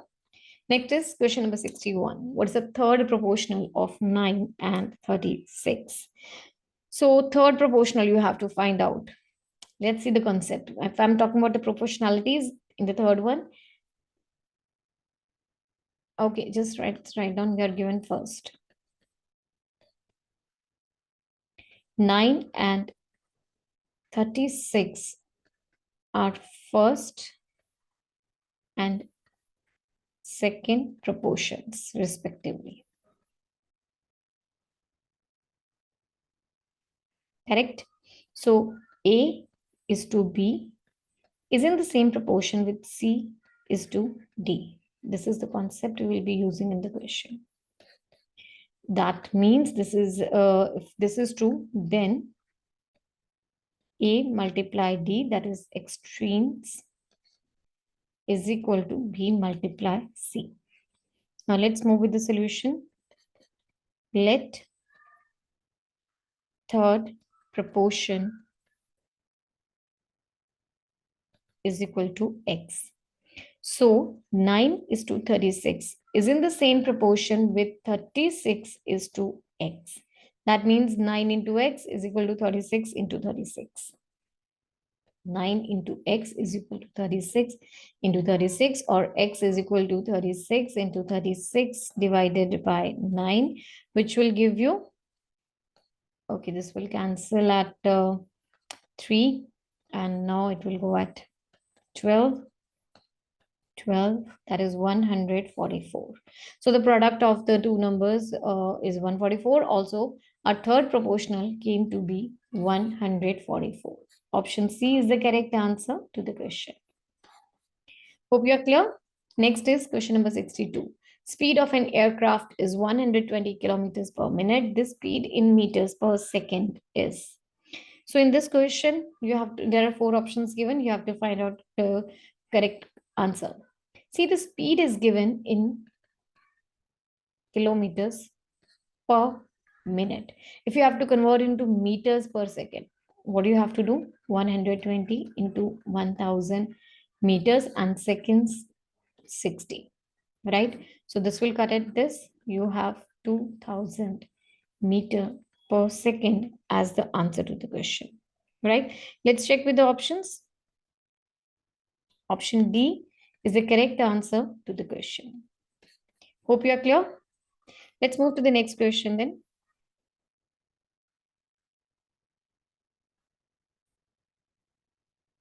Question number 63. There are two sections A and B of a class consisting of 38 and 42 students respectively. If the average weight of the students of section A is 55 kg and that of section B is 32 kg, find the average weight of all the students in the class. Right? So in this question, first of all, total weight of all the students in section A is total weight of all students in section A, that is equal to 38 multiply by 55, right?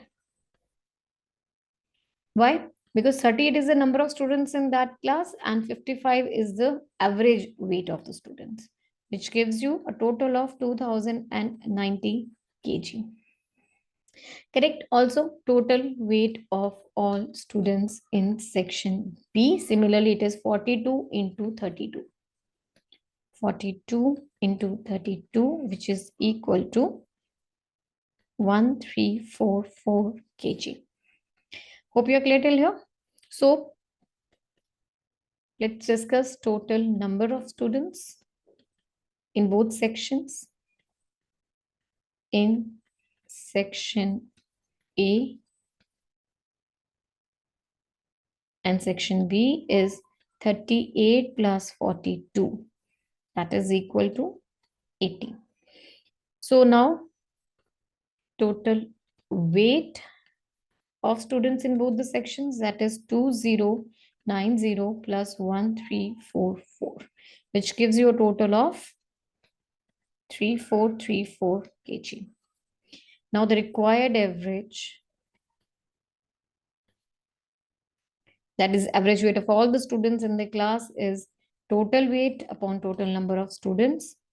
So 3434 divided by 80 gives you 42.925 kgs. Let's check with the options. Option D is the correct answer to the question. B, sorry. Hope you are clear. Let's move to the next question, number 64. The price of the car increased by 5% while its sales decreased by 16%. What is the percentage change in the total revenue? So in this question, the price of the car is increased by 5% while the sales decreased by 16%. The concept coverage in the question is successive increment of A% and B% results in. A plus B plus AB upon 100. Correct? Now let's say, let's move with the solution. Here we are decreasing the sales by 16%. So sales decrease is 16%. Right? So it will taken as negative now. Percentage change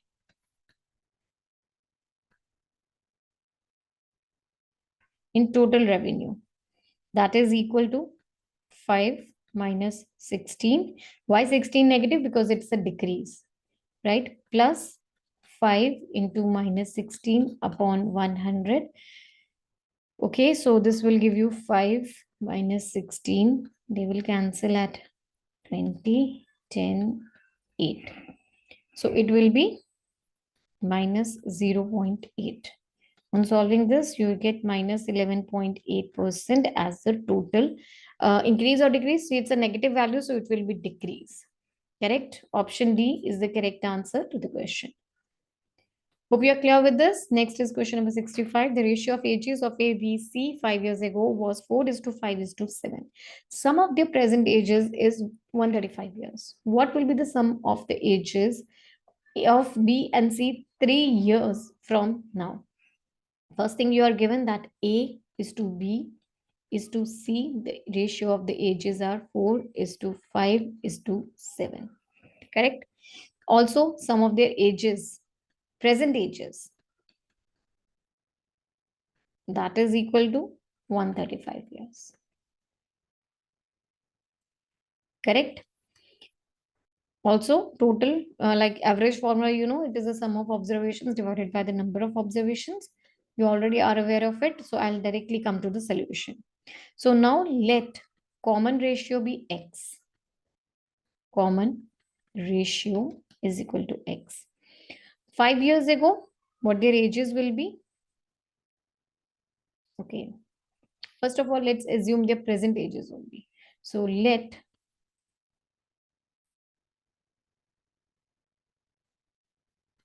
present age of A, or it will be better, we'll go with the 5 years backward. So let 5 years ago, let A's age is equal to 4x. See, 5 years ago it was 4x, so we have to take it like 5 years ago age is equal to 4x. We can't take the present age as 4x, 5x, and 7x. Okay.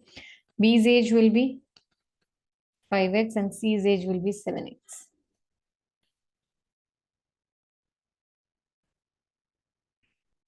Now, what will be the present ages? Present ages, here is A, here is B, here is C. So present ages will be 4x plus 5, 5x plus 5, and 7x plus 5. Correct? According to the question, sum of their present ages, that is 4x plus 5, 5x plus 5, 7x plus 5 is equal to 135. That's all.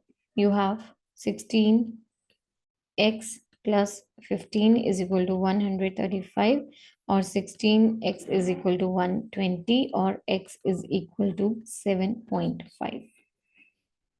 Right? Moving on that note, what is the present age of, what do you have to find out in the question?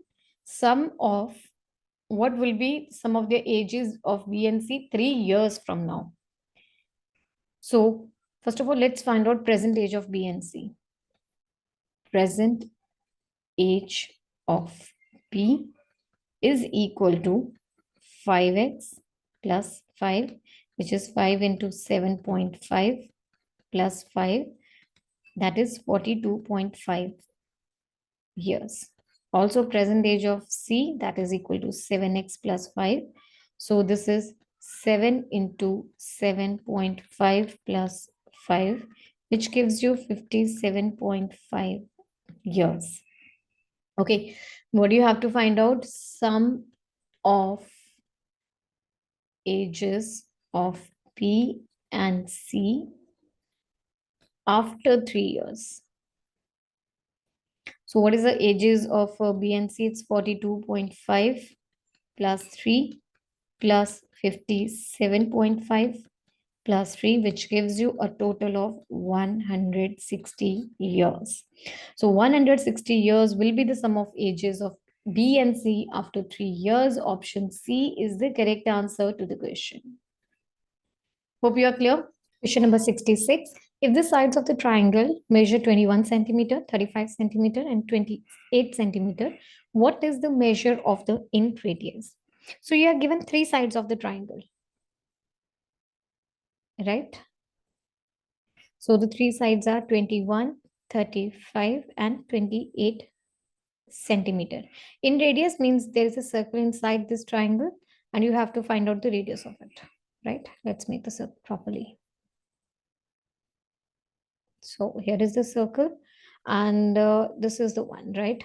This is the in radius and you have to find out what is the in radius. So very first thing, let's calculate the semi-perimeter of it. Let's go with the solution. You are given the three sides. Semi-perimeter, that is S, is given by A plus B plus C whole divided by 2. Where ABC are the three lengths of the triangle. Also, area is given by root of S into S minus A into S minus B into S minus C. Also, this is, okay, this is not the solution. This is the formulas.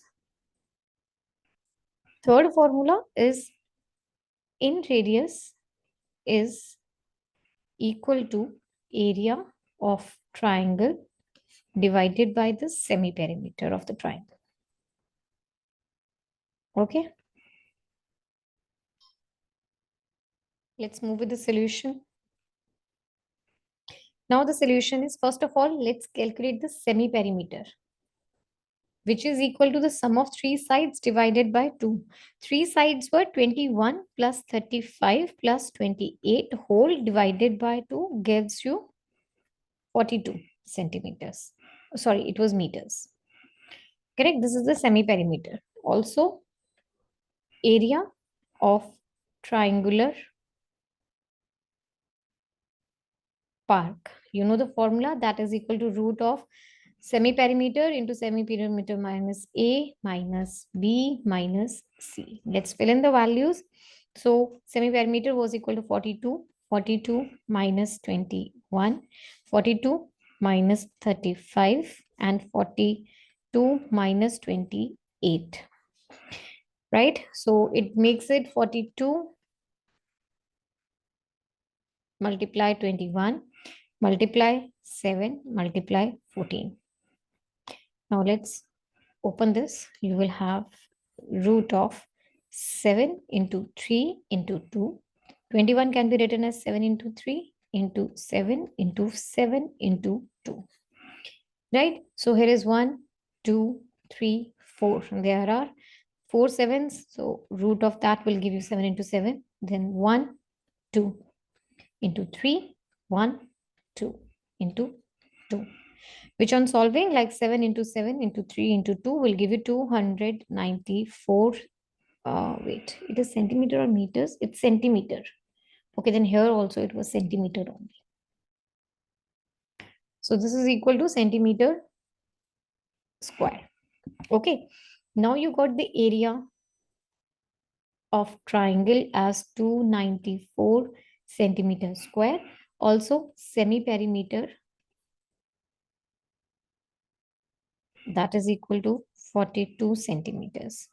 In radius will be equal to area divided by semi-perimeter, which will be 7 centimeters. So this 7 centimeter is the in radius. Option B is the correct answer to the question. Hope you are clear. Next is question number 67. Two trains start from place A and B respectively and travel towards each other at the speed of 60 kilometers per hour and 50 kilometers per hour. Correct? So let's make this scene first. You have two trains. Here is A and B. A speed is 60 kilometer per hour and B speed is 50 kilometer per hour respectively. By the time they meet, the faster train has traveled 110 kilometers more than the slower train. So they are meeting at a point, right? So let it be point where they are meeting. So the faster train has traveled 110 kilometers more than the slower train, that is B. So A has traveled 110 kilometers more than train B has traveled. Now the question is, what is the distance between A and B? I hope you are clear with the scenario. Let's move with the solution. So first thing, relative speed. What is that? It is the sum of their individual speeds when two bodies come from opposite direction. Also in the formula for the speed, it is distance upon time. Okay. So now over here, the distance traveled from A to this point is, let's suppose this distance, if this much is P, then this one is P plus 110 kilometers. Okay. So now let the time, let the time they meet the slower train traveled, let this point be M, traveled be MP is equal to P kilometers, right? Also, by the time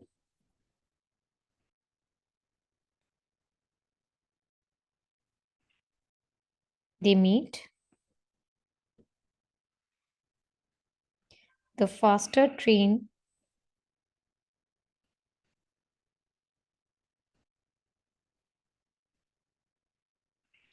traveled P plus 110 kilometers.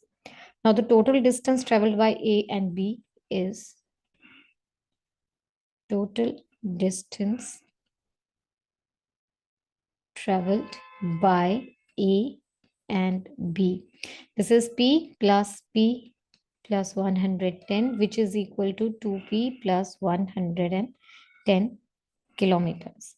Now the time taken by both of them, time taken to meet is equal to distance upon speed. Since they are traveling in the opposite direction, their speeds will be added. So it is 2P plus 110 upon 60 plus 50. That is equal to 2P plus 110 upon 110. This is the time taken. Okay. Now, according to the question, one thing more.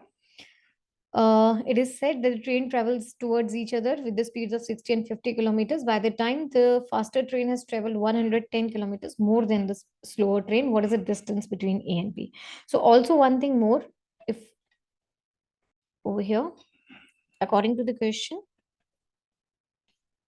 for the slower train, 50, that was the speed of the slower train into 2P into 110 upon 110 is equal to 1 is equal to P, sorry. Okay, that is for B. This is for train B. This is the speed of train B. This is the distance traveled for train, not distance, sorry, this is the time.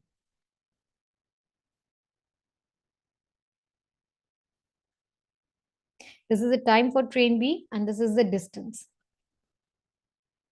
Correct? Let's solve it further. So now let's write it clearly once. 50 multiplied by 2P into 110 upon, oh, sorry, there is plus over here. So sorry for this. 2P plus 110 upon 110 is equal to P. So they will cancel and you have 5 into 2P plus 110 is equal to 11P. 10p plus 550 is equal to 11p, or p is equal to 550. That is the value of p.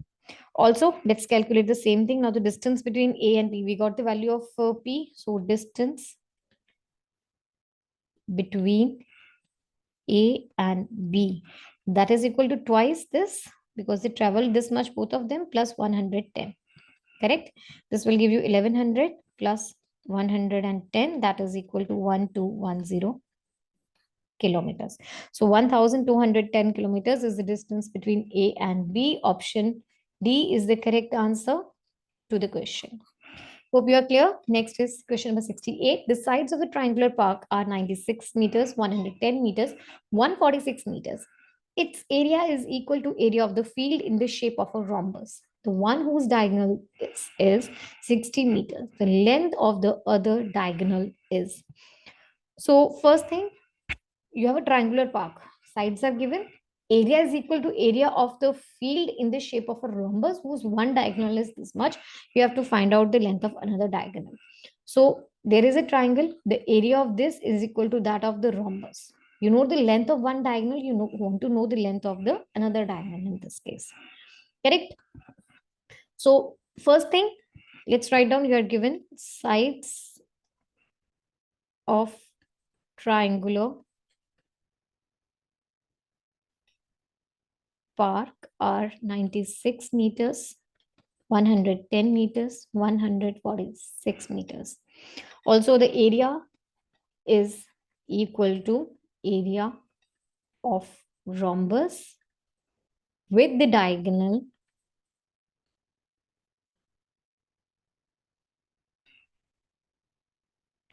as 60 meters. Okay, so let's go with the formulas.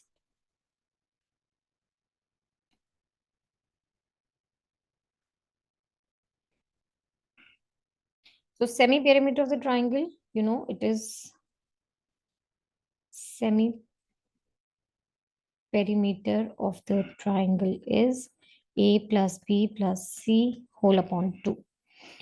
Right? Also the area of triangle is root of S into S minus A, S minus B, C. Correct? So also area of rhombus is the half into product of diagonals. Correct?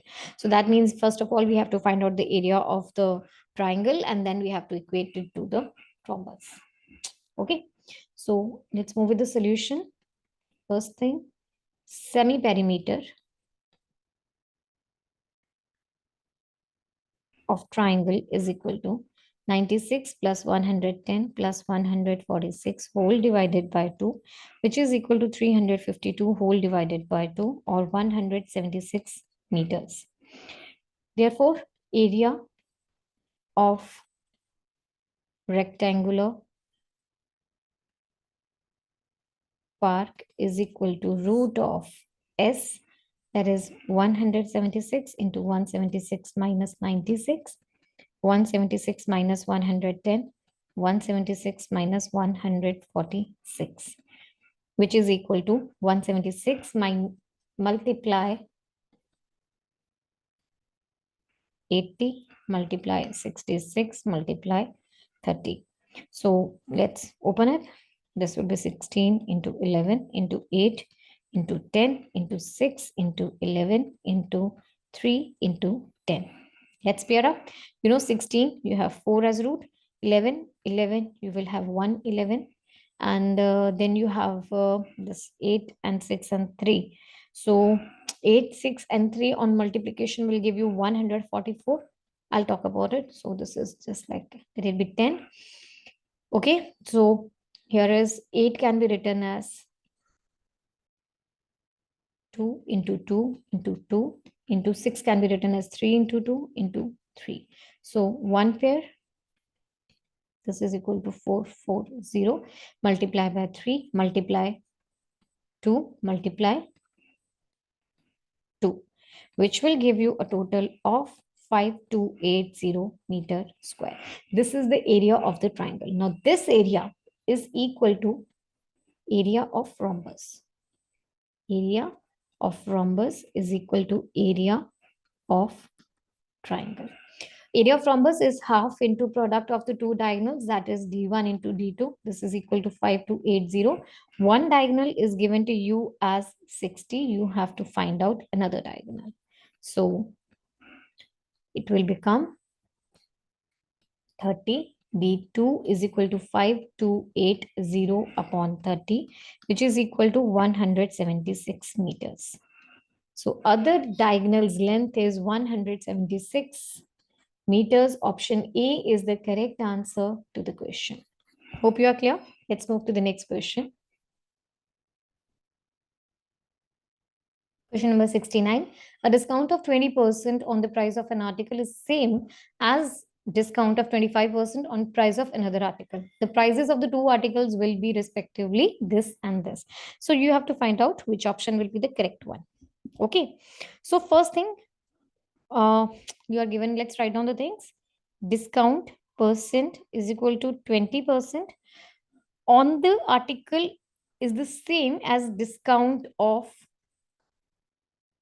25% on some other article.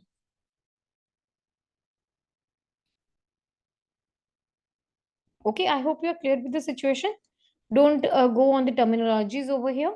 So you just need to understand discount of 20% on one item is equal to discount of 25% on another item. So this is given. Let's see the formula. You know, discount is equal to marked price into discount percent is actually marked price into D upon 100. Okay. All right. So let's move the solution now. So first thing, let the price of the first and second articles, let first article price is equal to P rupees. Also, second article price is equal to Q rupees, respectively. Then, according to the question, P into 20% is equal to Q into 25%. That means 0.2 of P is equal to 0.25 of Q. Okay, so let's go over here. You have P upon Q is equal to 0.25 upon 0.2, which is equal to 5 by 4. So P ratio Q is equal to 5:2.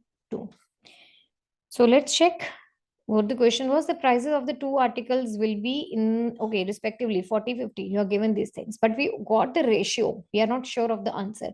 So we got the ratio of P is to Q as 5:4. Let's try to solve over here. P is to Q, the ratio is equal to 5:4. So let's check with option A. The ratio is not 5:4, it is 4:5 in the case. Over here, the ratio is 6:5. Here the ratio is 5. Okay, this here, sorry. Here the ratio is 5:4. C1, this is correct. And let's check with the last one. This is 5:6. So incorrect one. Therefore, option C is the correct answer to the question. Question number 70. The amount of certain sum in 3 years at simple interest at X% per annum is rupees 5472, and the amount of the same sum is 7.5 years at the same rate at simple interest of 6930. You find the value of X. Okay, so there are two cases given in the question. First is when the time is 3 years, and the second is when the time is 7.5 years. That is 15 by 2. In both the cases, rate is X and principal is P. We are assuming it to be P because it has said the same principal amount is there. So principal is P in both the cases, correct? right? So now first thing, let's move the solution. You know formula for simple interest, it's equal to PRT upon 100. Also amount is equal to principal plus simple interest, right? Let's move with the solution now.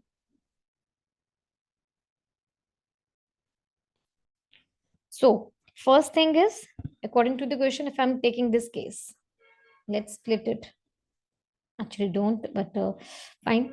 So in the first case, the simple interest will be equal to P into R into T upon 100, or amount is equal to, amount was equal to 5472. This is equal to P plus P into X into 3 upon 100, right? Also, this is the first case. Let the second one be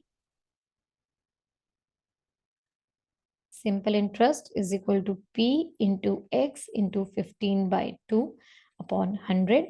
Also the amount, in this case, the amount is 6930. This is equal to principal plus P into X into 15 upon 200, right? Subtracting both of them, like doing it is something, wait. So let it be 1, let it be 2. So performing 2 minus 1. What you will get?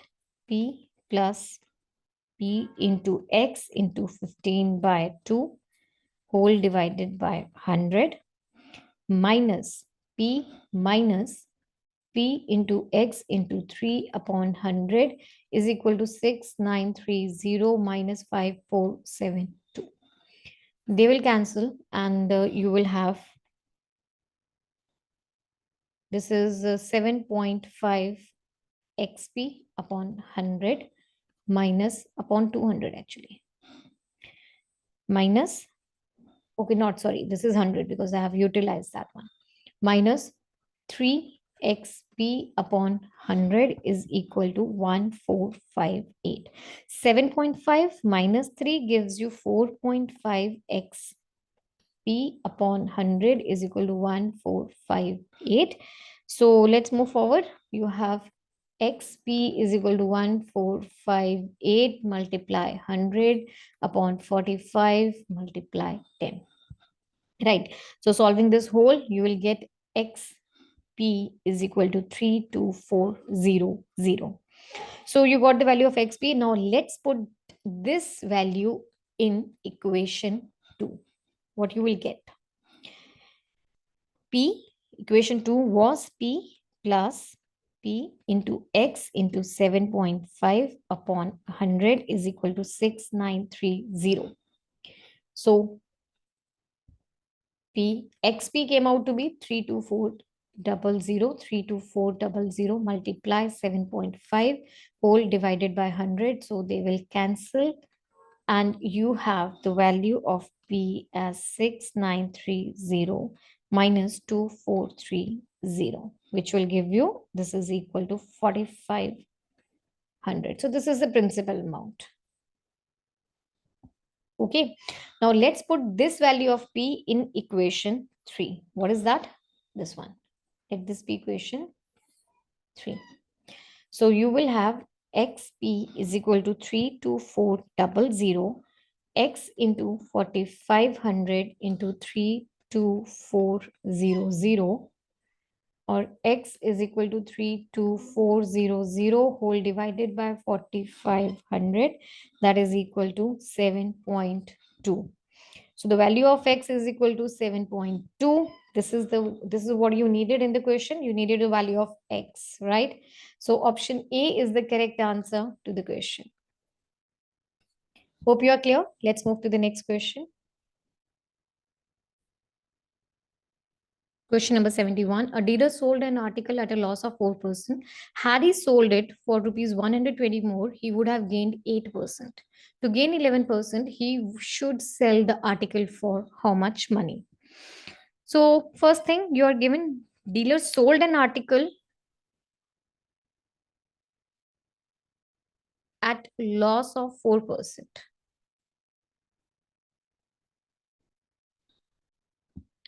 If he would have sold it 120 rupees more,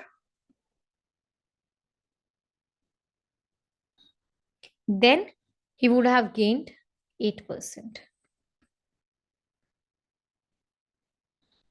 Correct? So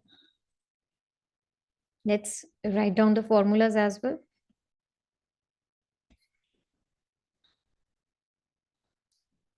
Selling price is equal to cost price minus lost percent of cost price. Also, in case of profit, it will be added. Okay. So here's the solution. Let cost price of the article be X. So the selling price is equal to X minus 4% of X, which gives you X minus 0.04 of X, which is equal to 0.96X. Now, according to the question, if the selling price was 120 rupees more, according to the question, if this selling price was 120 rupees more, then he would have made a profit of 8%. So it would have made a profit of 8%. Correct? So let's write 0.96 x plus 120 is equal to, on solving this, you will have 1.08x.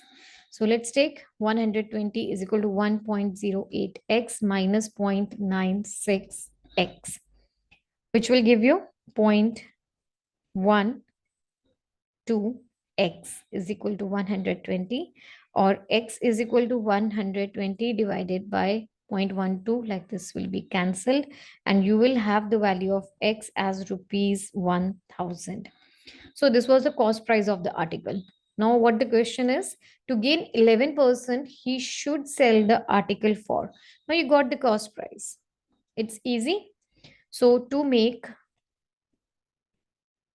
a gain of 11%.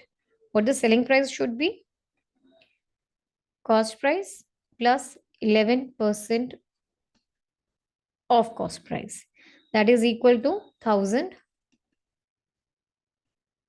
plus 11% of 1000. They will cancel and you will have 1000 plus 110, which is equal to 1110 rupees. So this is the correct answer to the question. Let's check. Option A is the correct answer to the question. Hope you are clear. Let's move to the next question, number 72. So this is an algebraic expression given to you. You simply have to find out the value of it. Only thing to be taken care of in the question is the BODMAS rule. What the BODMAS rule says, the brackets, then off, then division, multiplication, addition, and subtraction. This is the order in which the operators are solved. Okay, so let's write down the whole expression now. So you have 42 divided by 9 of 6 minus 64 divided by 48 multiply 3 minus 15 divided by 8 multiply 11 minus 17 divided by 9 whole divided by 14 is. So according to the BODMAS rule, first of all, brackets will be solved. And in brackets, the order of precedence is first of all round, then curly, and then square brackets. So first of all, these brackets will be solved. 42, 9 of 6. So these are outside the bracket. We will solve this one as well over here. This will give you 54 minus 64 divided by 48 multiply 3 minus 15 divided by 8 multiply 11 minus 17 will give you minus 6 divided by 9 whole divided by 14. So now the next thing to be solved is the division. So we have divisions like 1 and 2 and 3. 3 divisions are there. Actually, 4 divisions are there. Okay. So let's divide them first. So this is 42 divided by 54. This gives you 7 upon 9 minus This will be 4 upon 3, multiply 3, minus 15 upon 8, multiply 6 upon 9 will give you minus 2 upon 3, whole divided by 14, right? This will give you 7 upon 9. They will cancel 4. Over here, they will again cancel like 4, and this will cancel at 5. Minus minus will be plus. So you have plus 5 by 4, whole divided by 14. So this gives you 7 by 9, and 16 plus 5 gives you 21 by 4 divided by 14. So 7 by 9, sorry, there was a minus sign, I skipped this. Minus 21 by 4, multiply 1 by 14. This will cancel at 3 by 2. So you have 7 upon 9 minus 3 upon 8. Take the LCM. You have 72 over here. 56 minus 27. This gives you 29 upon 72. So 29 upon 72 is a simplified answer to the expression. Let's check option B, C is the correct answer to the question. Hope you are clear. Right, let's move to the next question, number 73. A and B can complete a piece of work in 120 days. B and C can complete it in 150 days. A and C can complete it in 200 days. In how many days B alone will complete 2/5 of the same work? Okay, so here are certain scenarios given to you. First, A and B, they complete the whole work in 120 days. When B and C work together, they complete the whole work in 150 days. When A and C work together, they complete the whole work in 200 days. You know the formula or the concept over here, that is total work is equal to total time into efficiency, or efficiency is nothing but work done in one day. Correct? So solution to get the units of work to be done, that is LCM, lowest common multiple of 120, 150 and 200 days. That is equal to 600 units of work. So this is the total work to be done by the different employees, workers. Okay. So now we have to discuss about the efficiency of A, B, and C. So let's denote them. Efficiency of A, let it be A. Efficiency of B, let it denoted by B. And efficiency of C, let's denote it by C only. So now according to question, A plus B is equal to nothing but 600 upon 120.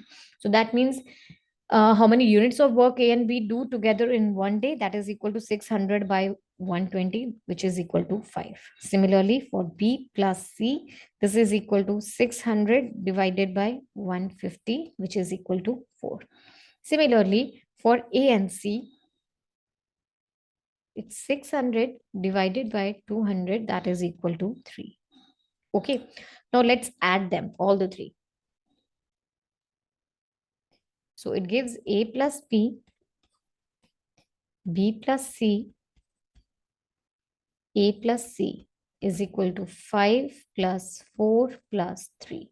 So 2A plus B plus C is equal to 12, or A plus B plus C, that is the efficiency of all the three together, is equal to 6. That means if they work together in one day, they complete 6 units of work.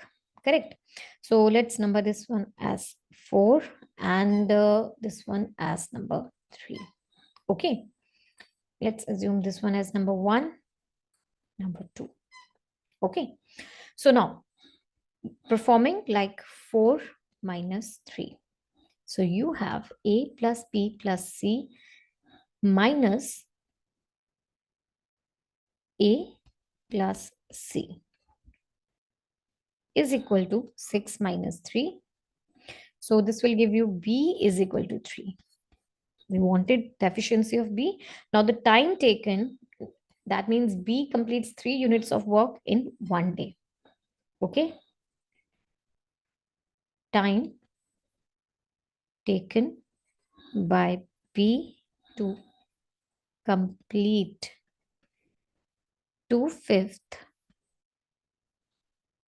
of work is equal to 600 upon 3. That is the total number of units divided by the number of units that are completed by B in 1 day, multiplied by 2 by 5, which gives you 80 days. So in 80 days, B alone can complete 2/5 of the same work. Let's check. Option C is the correct answer to the question. Hope you are clear. Next is question number 74. Solve the following. 523 plus 523 multiply 523 divided by 523. So it's just the same number is being repeated. That is the only confusing factor. Otherwise, it's pretty easy. You have to take care of the BODMAS rule, nothing else. Right? So this is 523 plus 523 multiply 523 divided by 523. So according to the BODMAS, first thing will be the division. 523 plus 523 multiply 1. Next is the multiplication. So 523 plus 523, it gives you nothing but 1046. Option D is the correct answer. Pretty easy question, right? Okay, then let's move to the last question of mathematics for the paper. Vignesh spends 42% of his monthly salary on food, 16% on rent, 18% on entertainment, 7% on conveyance. But due to some family function, he has to borrow 12,000 from a money leader to meet the expenses of 18,000. What is his monthly salary? Okay, so there are so many expenditures. Let's try list down the expenditures first of all. Food, 42%, rent, 16%, entertainment, 11%, conveyance, 7%. So how much money he borrowed? 12,000. From a money leader to meet the expenses of 18,000. What is his expenses were 18,000. So what is his monthly salary? Okay. So first thing is, because everything is in percentages, first thing, let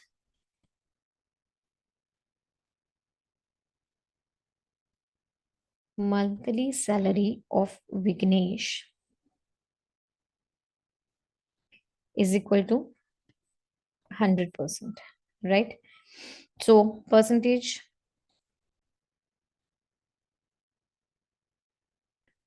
of salary left after all expenditures,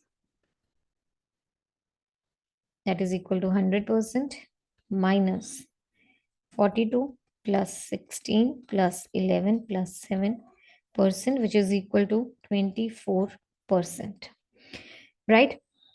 So this is his savings after all expenditure. Before borrowing, like he borrowed 12,000, that means total expenses were 18,000.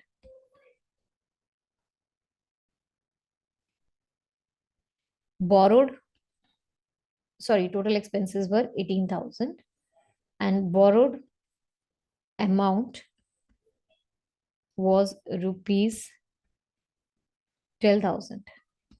Correct?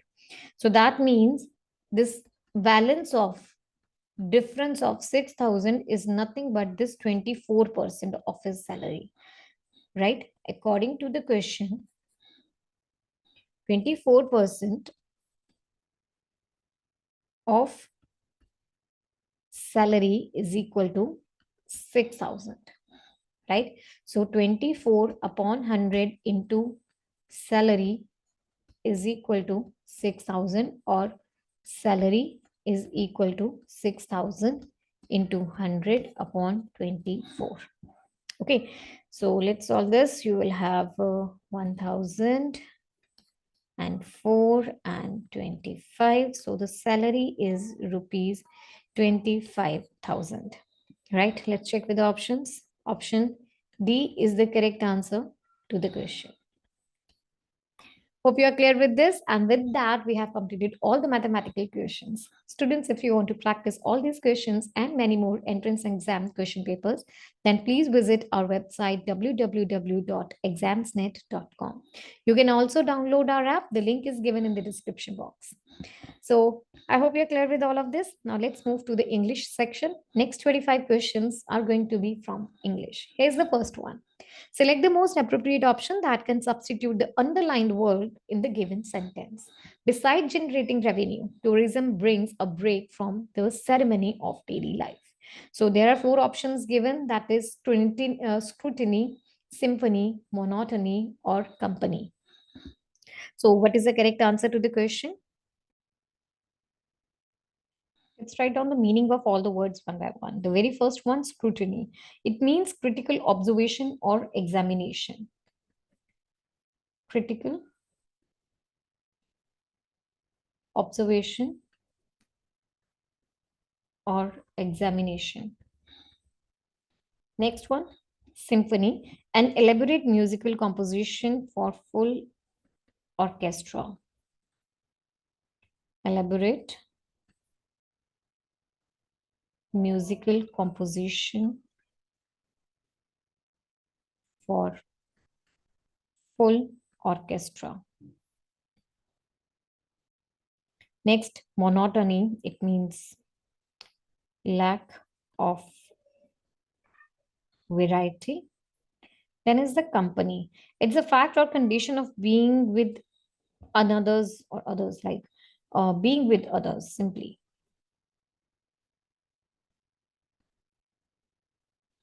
Okay, so now let's talk about the sentence. Besides generating revenue, tourism brings a break from the ceremony of daily life.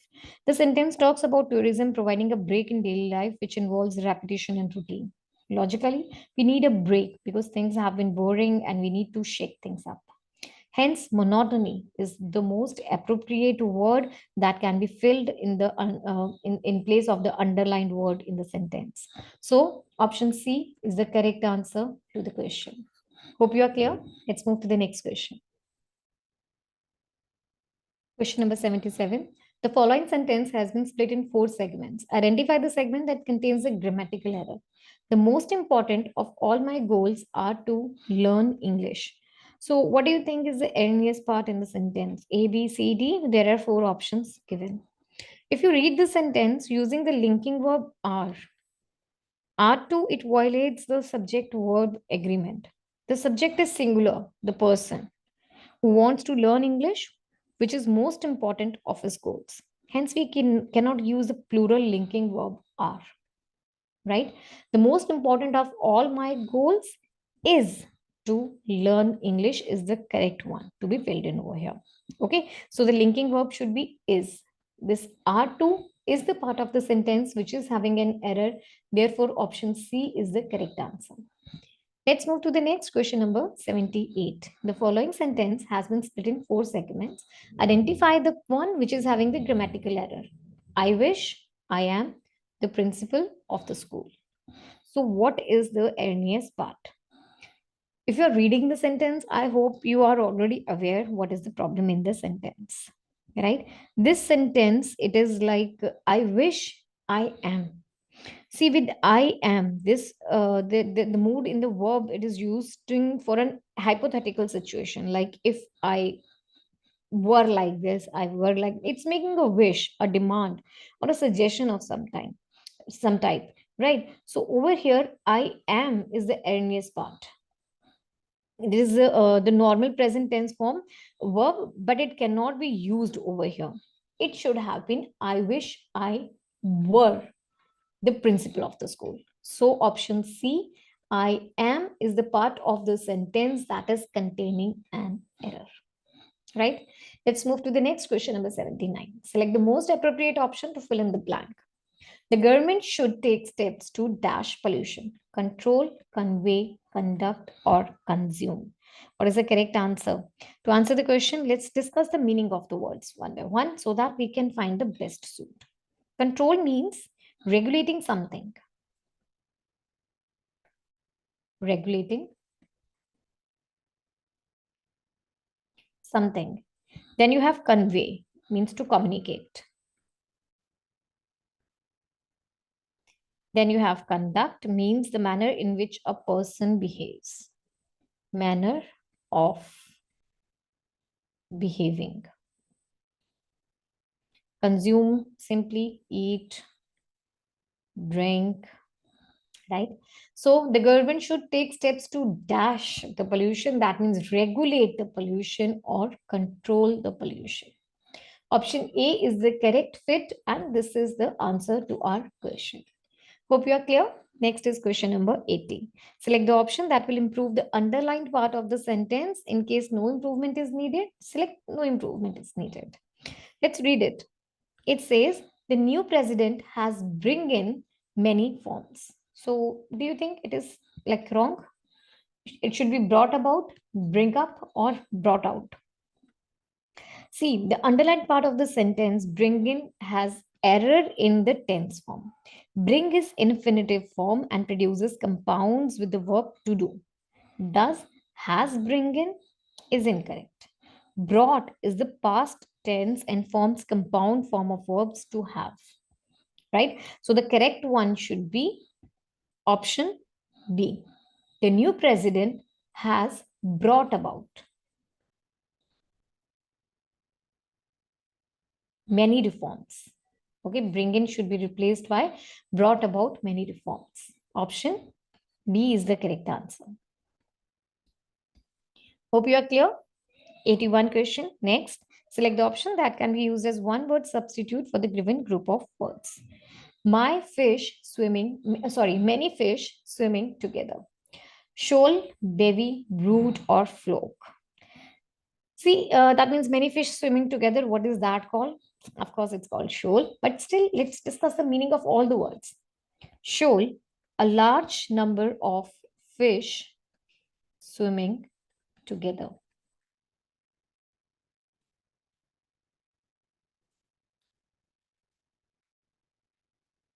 Next is bevy, a large group of people. A large group of people of particular type.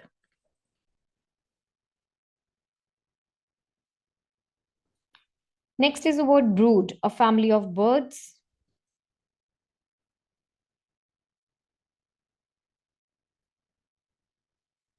Flock, a number of birds of one kind. Number of birds of one kind, feeding, resting,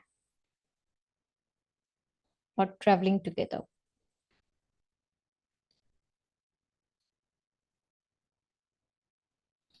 Right? So option A, shoal, is the correct answer to the question. Next question, 82. Select the most appropriate meaning of the given idiom. To be on the same page. What does it mean? To be published together, to read a book together, to understand what others says, or to agree on something? Well, to be on the same page is an idiom that means agreeing about something, or like how things should be done. About something. For example, try to get employees and clients on the same page.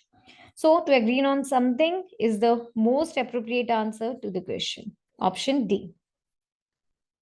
Next, question number 83. Select the most appropriate meaning of the given idiom. Tickled pink. Options are fond of pink, very sensitive, very pleased, easily teased. So, see, tickled pink is an idiomatic expression that means very happy. or amused by something. So, very pleased undoubtedly is the most appropriate answer to the question. Option C. Let's discuss one sentence also. I was tickled pink to see her.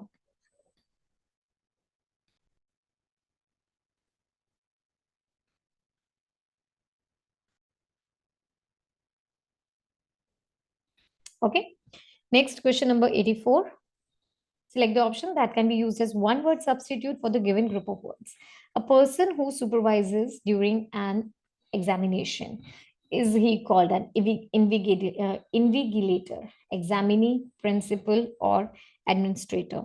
Well, let's discuss the meaning first. Invigilator is a person in the examination room, person in examination room who is responsible for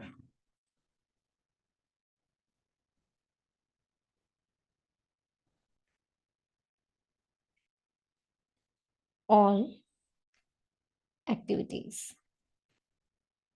Then is the examinee, who is taking an person who's taking an examination.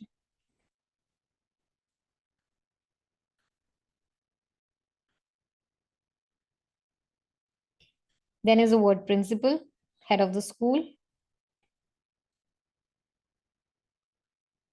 Administrator, a person responsible for carrying out administration. Person who carries out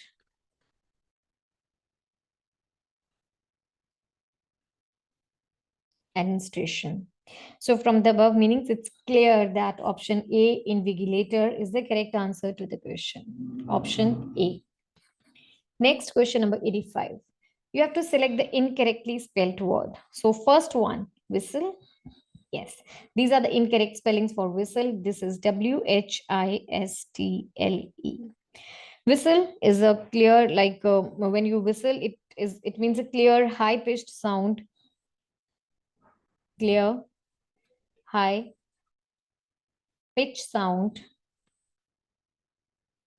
made by mouth. Then is cereal. Absolutely correct spellings. You know cereal. It's a food. It's a grain used for food. For example, wheat, rice, and all that. So tunnel, artificial underground, and underground passage. And it's the word rustle. It make a soft, muffled, cracking sound.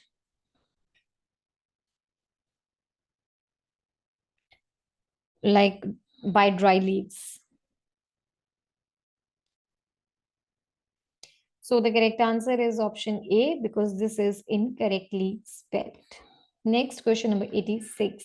Select the most appropriate synonym of the given word ample. Options are sparse, sufficient, limited, or scarce. So let's discuss the meaning of all of them. Ample. First of all, ample, this is an adjective which means enough or more than enough.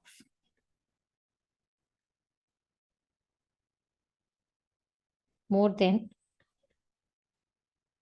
enough. Then is the word sparse. It means scattered. Sufficient means enough. Limited means restricted. Maybe restricted in size, amount, or whatever. Scarce, it means insufficient. Amount. Right. So you have to find out the synonym for the word ample, which means nothing but sufficient. That is enough. Option B is the correct answer to the question. Question number 87. Select the correctly spelled word assassination. Okay, assassination, the spellings for the assassination, they are incorrect. This is not the correct spelling for assassination. This is Assassination. Bureaucracy, absolutely correct spellings. Then is philanthropist. This is wrong. Then is pediatrician. Again, incorrect spellings. So these A, C, D, these does not exist in the English dictionary and they are incorrect spellings. Bureaucracy is perfectly correct spelling and it means a system of government in which most important decisions are taken by system of government in which most important decisions are taken by state officials rather than elected representatives.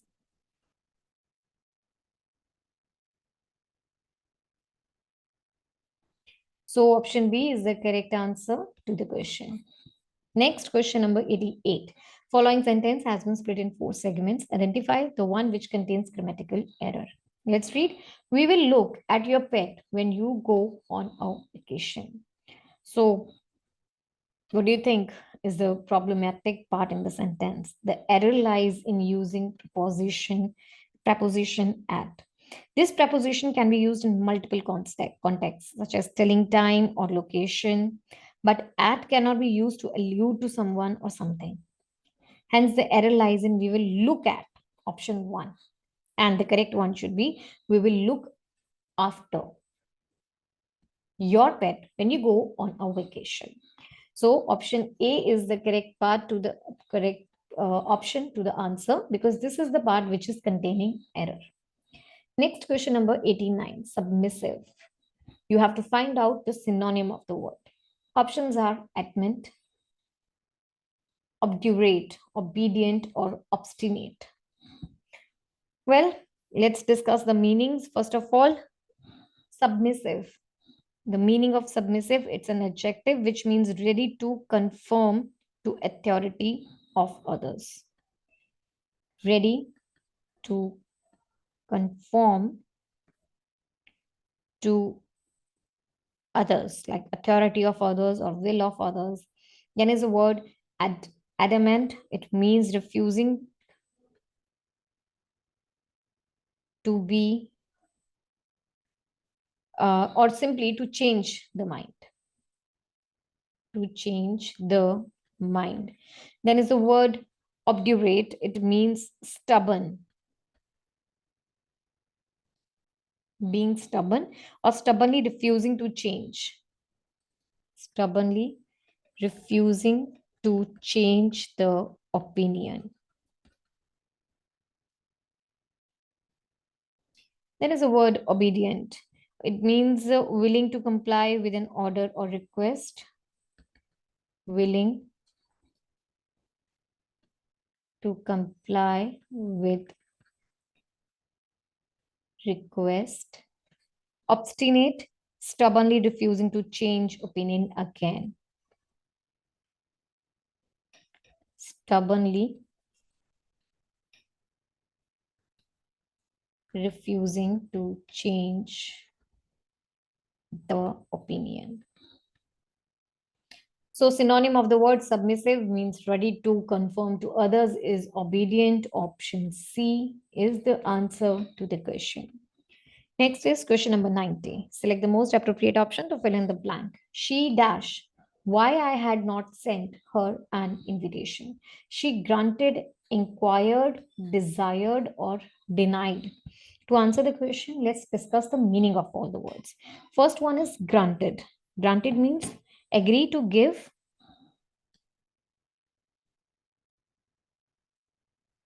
agree to give, or allow. Inquired means ask for information from someone.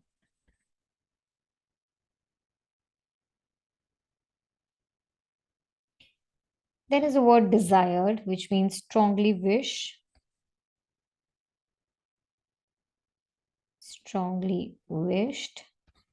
Then is a word denied, refusal.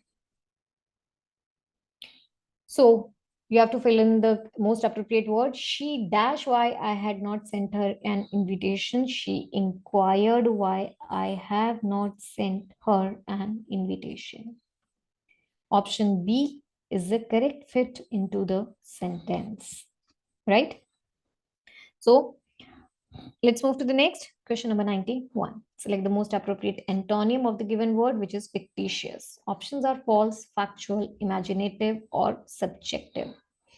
See, fictitious, let's discuss about the meaning of words first. Fictitious is an adjective that means not real, not real, or true or imaginary.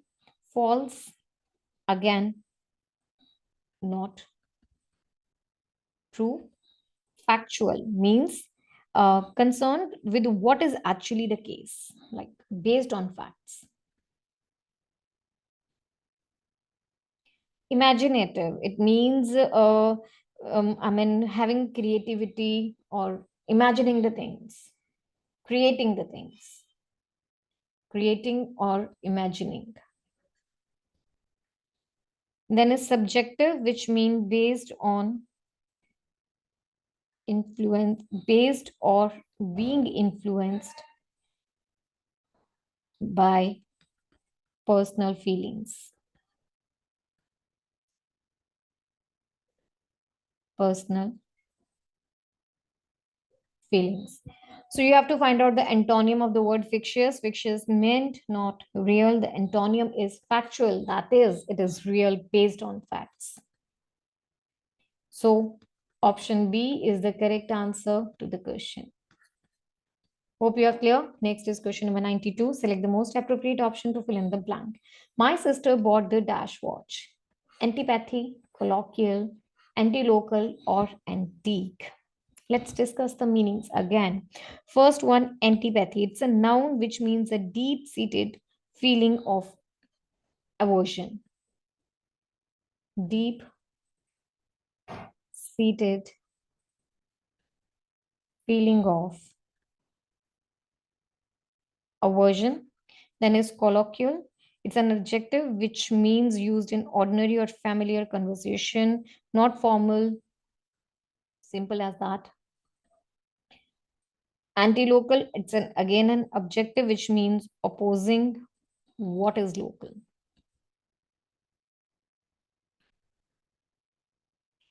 Antique, it means antique is an adjective which means having high value because of age, like very old, you can say simply. Okay, so the given blank needs an adjective to describe the type of watch that was bought. Here, antique, that is very old watch, is the most appropriate option to be filled in over here. So Antique, antique is the correct answer to the question, option D. Next is question number 93. Select the most appropriate antonym of the word spellbound. Options are amazed, captivated, enthralled, or disenchanted. Let's see the meanings of all the words one by one. Spellbound, this is a verb which means to hold the complete attention as though by magic or something that is fascinating. Okay. To get complete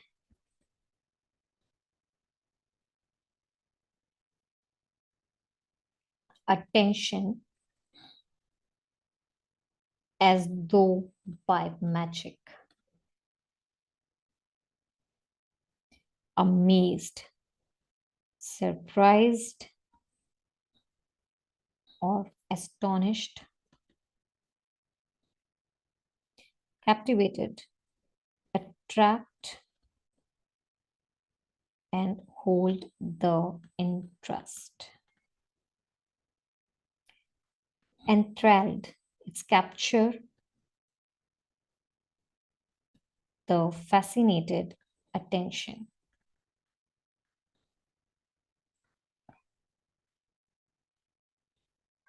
Then is the word disenchanted. It means disappointed by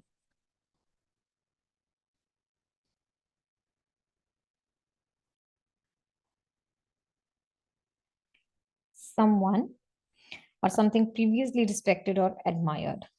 From the above meanings, it's evident that disenchanted is a correct antonym of the word spellbound, which was like to get the complete attention as by magic. So disenchanted is the opposite word. Option D is the answer to the question. Hope you are clear. Next is question number 94. Select the most appropriate option that can substitute the underlined segment of the given sentence. If there is no need to substitute it, then you can say no substitution required. The condition of the house had been so deteriorated from the lack of maintenance that nobody wanted to purchase it. Options are no substitution, was deteriorating, was so deteriorated, had so deteriorated. See, the underlined part of the sentence had been so deteriorated is an incorrect tense form. If it wanted to imply past perfect continuous tense form, then it should have used deteriorating with had been. From the sentence, we can conclude that the house had already deteriorated from lack of maintenance. The action occurred and ended in the past, right? So from the sentence we can conclude that the house was already deteriorated. It was something that was gone, it is already gone, so we need to use the past perfect form of it. Hence, has so deteriorated is the most appropriate option that can substitute the underlying segment. Option D. Right? Now, the whole sentence will be the condition of the house had so deteriorated from the lack of maintenance that nobody wanted to purchase it. Right? Option D is the correct answer. Let's move to the next question, number 95. Select the option that can be used as one word substitute for the given group of words. One who collects coins is called fatalist, philatelist, numismatist, or anthropologist. Again, what we'll be doing, we'll be discussing the meanings. Let's go. First one is fatalist, a person who advances the idea that all events are naturally predetermined. Person who advances the idea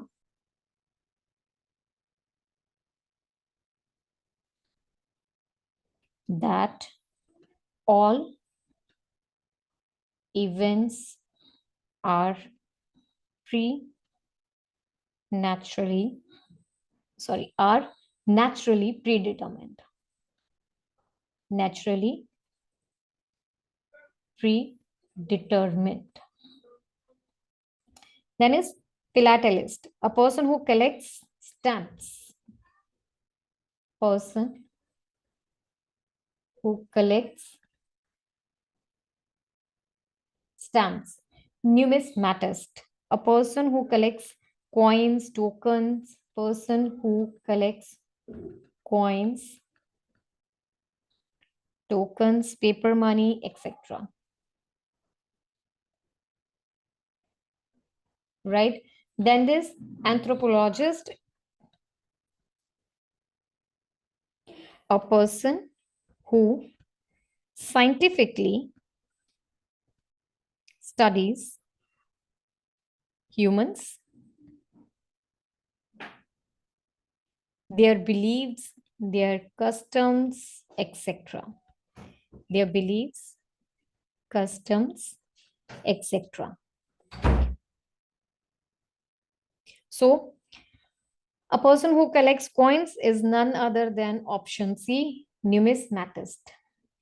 So, this is the correct answer to the question. Hope you are clear. Let's move to the next question, number 96. So here is a paragraph. In this paragraph, you have 5 blanks. So the next 96 to 100 questions are going to be from these 5 blanks. Let's start with it. In the following passage, some words have been deleted. Read the passage carefully and select the most appropriate option to fill in each blank. Writing is a form of dash, and neat handwriting is important when writing dash. Okay, let's start with the first one. Writing is a form of dash. In expression, to expressing, for expression, of expression. We need to use the correct phrase made by the word expression based on the given options. We need to use a noun for the given blank to describe the form of writing. So we can negate expressing, which is like some other form of the word to be expressed. The correct preposition to link the two nouns, that is form expression, is of. Of commonly introduces prepositional phrases which are complements of nouns, creating the pattern like. Hence, of expression is the most appropriate field to be filled in the blank.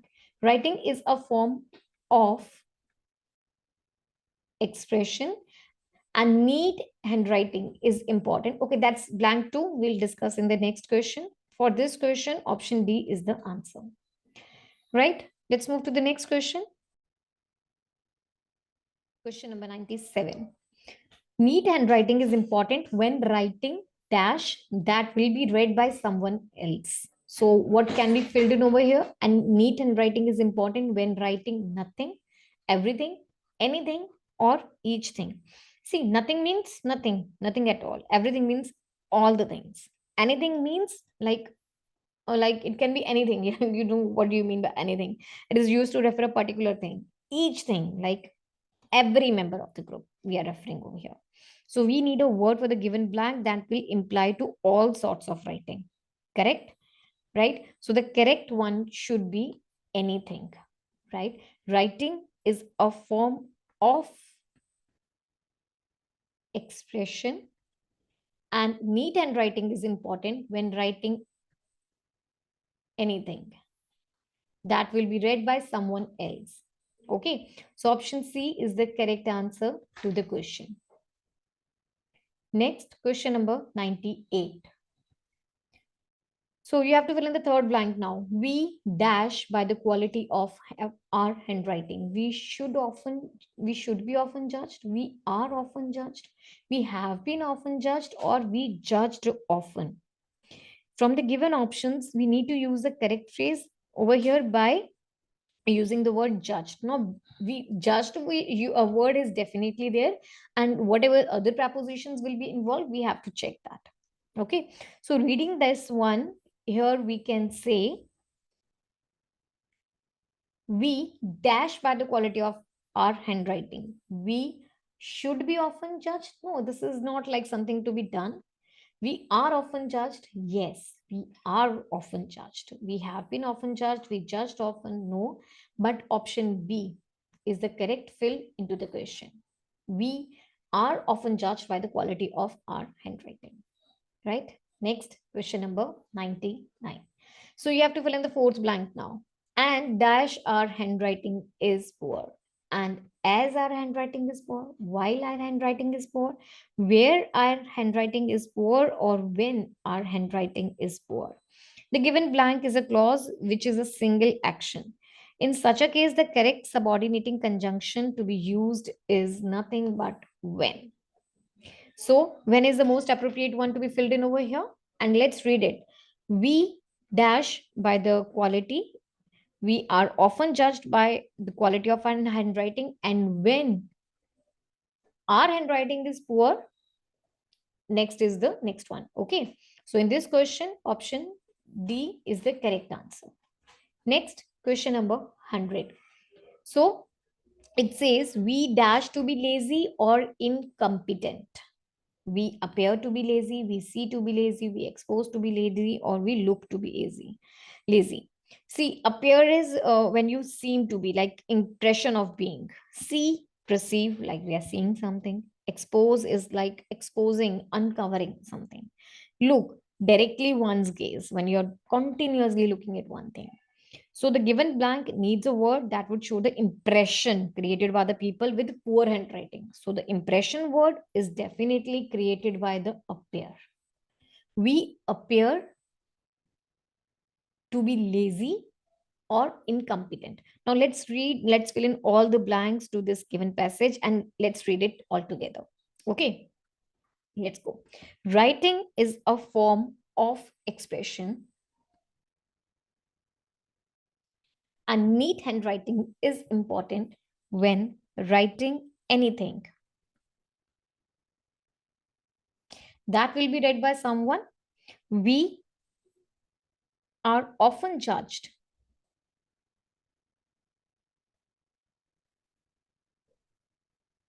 by the quality of our handwriting, and when our handwriting is poor, we appear to be lazy. So this is the whole paragraph, and the answer to the question is option A. Students, this complete your whole paper SSC GD Constable 16 November 2021 Shift 2. Hope this paper was thoroughly clear to you and you enjoyed as much as we did. So a very best of luck for your exam, but also there's a recommendation. Please visit our website www.examsnet.com if you want to practice all these questions and many more entrance exam question papers. You can also download the app. The link is given in the description box. So students, keep studying, keep rising high. All the best. Bye.